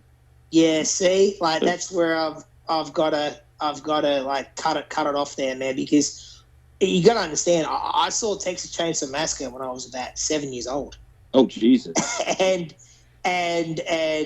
like my dad warned me. He's like, I don't know if you should watch this one, man. And I'm like, no, I'll be all right. I'm like, I got through Friday and Nightmare and all that. My dad's like, nah, dude, this movie's something else, kid. And I wouldn't leave him alone. I was that sort of kid where I would not stop bugging him until he let me watch it. And I like I've mentioned this quite a number of times on the shows, and I'm sure at this point Nate's getting sick of me talk about it. But I can't go longer than about a year without having some absolutely terrifying nightmare about Leatherface. Wow. That's how effective that film was to my mind. I'm sure as a kid, yeah. That's like childhood trauma then that's coming back, or pretty wow. much. I gotta say, if I had a kid, that's no diss on your dad letting you watch it. It's kind of nice in a way that he would watch it with his kid, just share that experience. But wow, I don't think I could have taken that as a 7-year-old. I think I'd have flipped. yeah. I think about it like from two sides. Being an adult now, I guess there kind of is a side to me that thinks like, kind of what was my dad thinking sometimes? you know what I mean? That I don't know. Like, it's going to sound boastful, but there was a side to me, even as a very young kid, where I was kind of ahead of the curve in some ways, dude. Like, I could have a conversation with an adult, like not quite to the level, obviously, we're having right now, but pretty close, man. Like, I remember people freaking out and like saying to my dad, like, your kid's like talking to me like how I talk to my friends who were like my age, and we're all in our 20s, man. This is kind of crazy. And that's just kind of the kid I was. And my dad, like, he would always tell me, like, just remember, it's only a movie, it's fake, it's not real. And he would kind of watched Last House on the Left. It's only a movie. I knew you were going to say that. Actually, I never saw Last House on the Left until I was about I was like well into my teens by the time I first saw that film. And me and Nate have talked a little bit about that. I know he's a pretty big fan of the film, and I don't really care for it too much, to be honest. I actually like the remake a little bit more, to be perfectly honest. So I'll probably get hate for that, but yeah, I just wanted to, I'll just quickly encapsulate what I was going to say, but as frightened as I got, watching some of those films as a kid, I wouldn't trade those memories for anything. I'm glad that I did get to see them at an age where they truly were effective. You know what I mean? It's like, it's like whenever someone gets wind of that I'm a big Friday the 13th fan, they'll be like, Friday's cool and all, but Jason ain't scary. He's not scary. And I'll be like, when did you see the films? And they're like, I don't know, when I was like in my teenage years. And I'm like, watch the film when you're fucking 5 or 6 and then come back to me.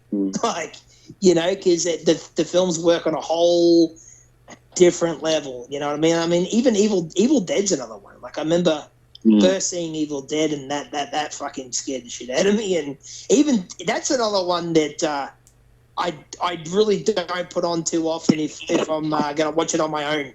That movie still freaks me out. Like, especially at the beginning where they first arrive at at the cabin, and you've just got that rocking chair thing that just keeps thumping against the side of the cabin. That shit friggin' just unnerves me.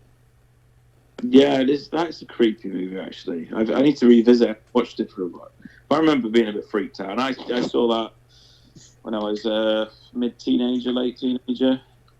I was pretty freaked out even then. But, yeah, I mean, you mentioned Last House on the Left.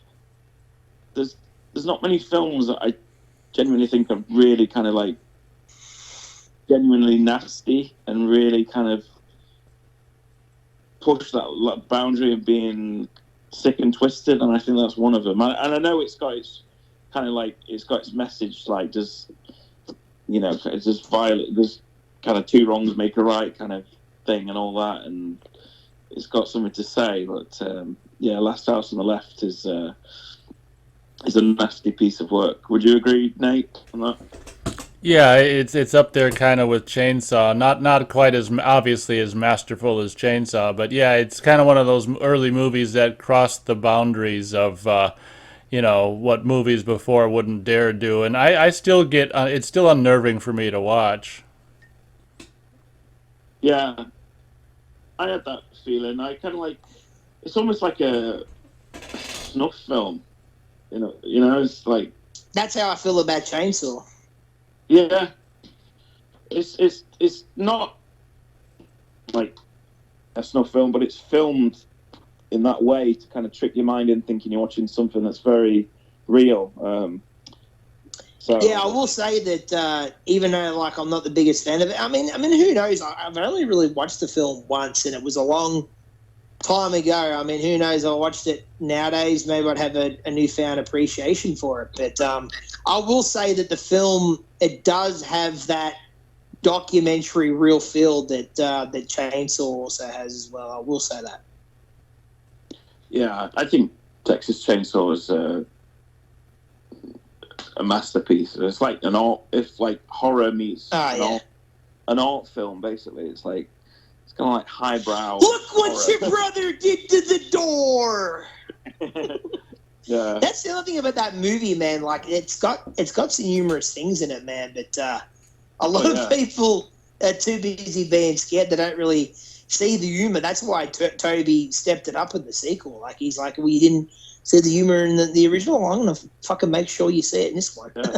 But it's kind of a black comedy in a lot of ways. It's thin. It's there if you want to see it, but man, I've seen it quite a lot of times, and I start to see kind of how kind of just bizarre into humor it kind of is in a way. It's like, yeah, I mean, I rewatched it not all that long ago, man. I watched it like a couple of months ago. It was the first time I'd seen it. In a few years, man. Because, dude, because it traumatized me so much. It's not a film that even though I love the film, I can't revisit it too often, Yeah. But that one scene where the guy, I can't remember, I'm blanking on his name, but he walks through the house and he trips, and then Leatherface is just standing there with the mullet and just smashes him in the head, and he starts switching, and then he just slams the door. Like, dude, that is the music chilling. swells up. The music, yeah, so ahead of its time as well. The music as well, just the music's like pretty much like a cacophony of like just different sounds and things that like Toby came up with, which is genius in a way. I mean, I think that whole film is just genius. It's a masterpiece of. It's a masterpiece of macabre, is how I like to refer to it. And funny, talking about Chainsaw. My buddy, he swears this is real. He sent me this screenshot the other day of some article he was reading where somewhere in Texas they found this abandoned freezer truck, and apparently it was filled with real corpses and stuff. Just the other day or something, and it was in Texas. Wow. You guys haven't heard about that anywhere, or? No. Can't What about say you, Nate? can't say I have. Yeah, Wow. I was like, is this real, man? He's like, yeah, dude, legit's legit. So, I mean, I didn't look into it any further yet, but yeah, he claimed he got it from a real source. But that if that's true, that's yeah, that's pretty messed up, man. But Wow. yeah, I don't know how many dreams I've had, man.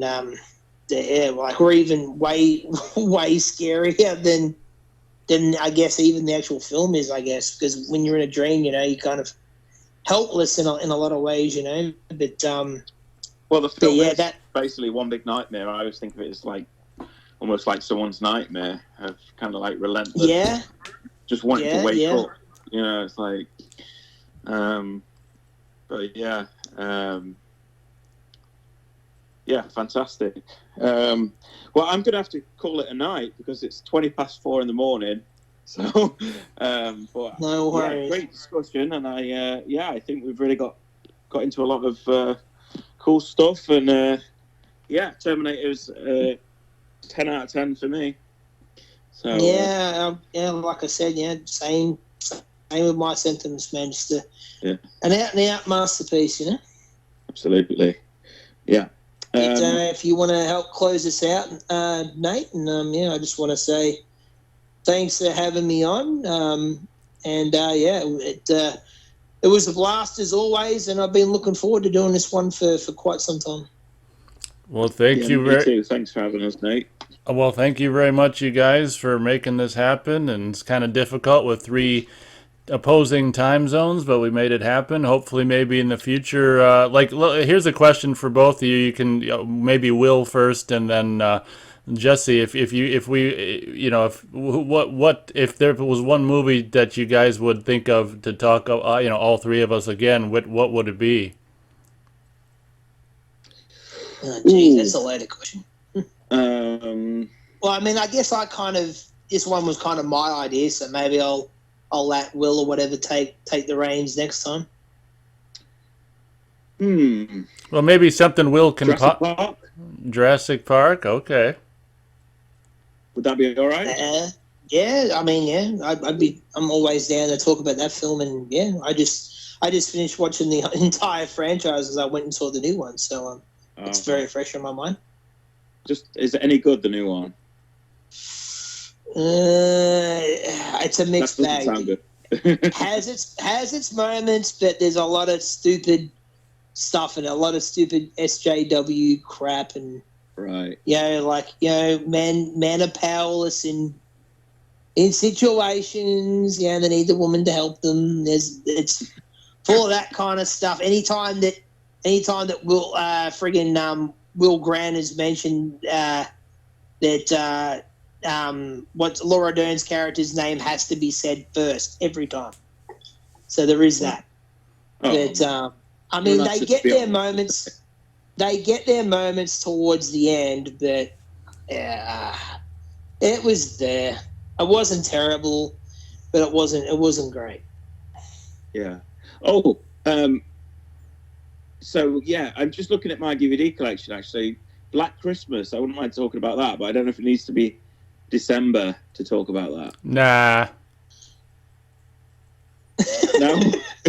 I love that. It's just straight out. Nah, it don't matter. Now, is that nah to do in the review, or is it nah? Nah, it doesn't have to be Christmas, I think. Nah, it doesn't have to be Christmas. Nah. Okay.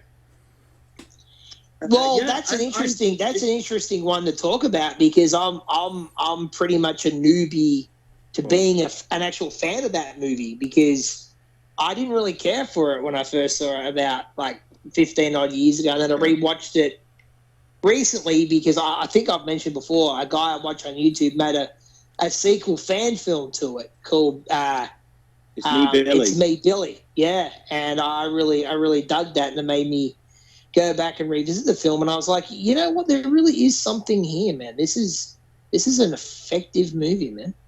Yeah, I had the exact same. Well, I haven't seen the fan made sequel, but I watched it. You should check it out, man. It's only like maybe an hour long, and I don't think Nate's seen it. Maybe we should all, if we're going to do Black Christmas, maybe we could all Well, Yeah. I mean, I've seen it, but I wouldn't even mind watching it again, the fan film as well, so we can all have our thoughts on quick thoughts on that also. And I just wanted to quickly add, I think I mentioned this to Nate the other day off air, but I got around to finishing Peeping Tom last night, so I've finally seen that movie.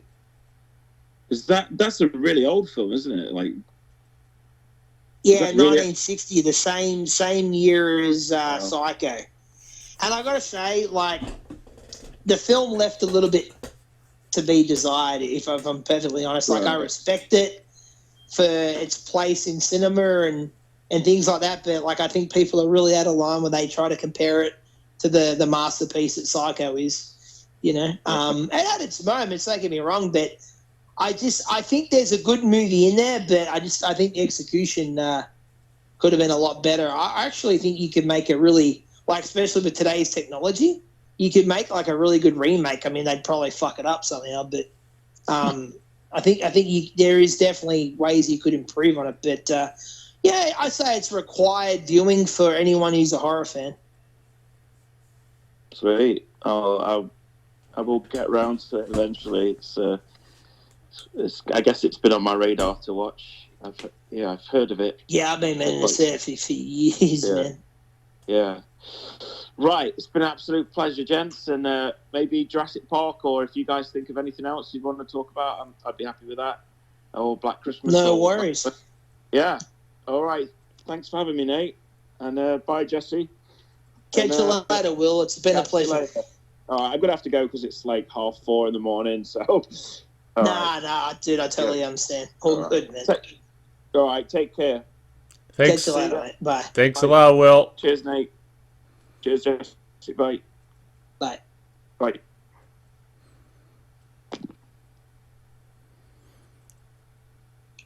All right. Well, I think we've pretty much said our piece on this one. We certainly have. And I just want to thanks for having myself and Will on. Yeah, it was a lot of fun, man. It's always fun to talk Terminator, and I've been looking forward to doing the show for a long time. Maybe someday we can do T2. That'd be fun. Yeah, that's definitely something to consider for the future. Yeah. Well, yeah, if you want to close the show out, if you want, we can have a quick discussion afterwards, unless you have to scoot off or. Okay, I'm happy to hang around for a little bit. Okay, we'll just do a little quick discussion. All right, everyone, thank you very much for listening to conversation about Terminator and all things Terminator, and obviously it wouldn't be a discussion without getting off onto side tangents and things like that. But as always, thanks everyone for listening, and we'll catch you on the next one.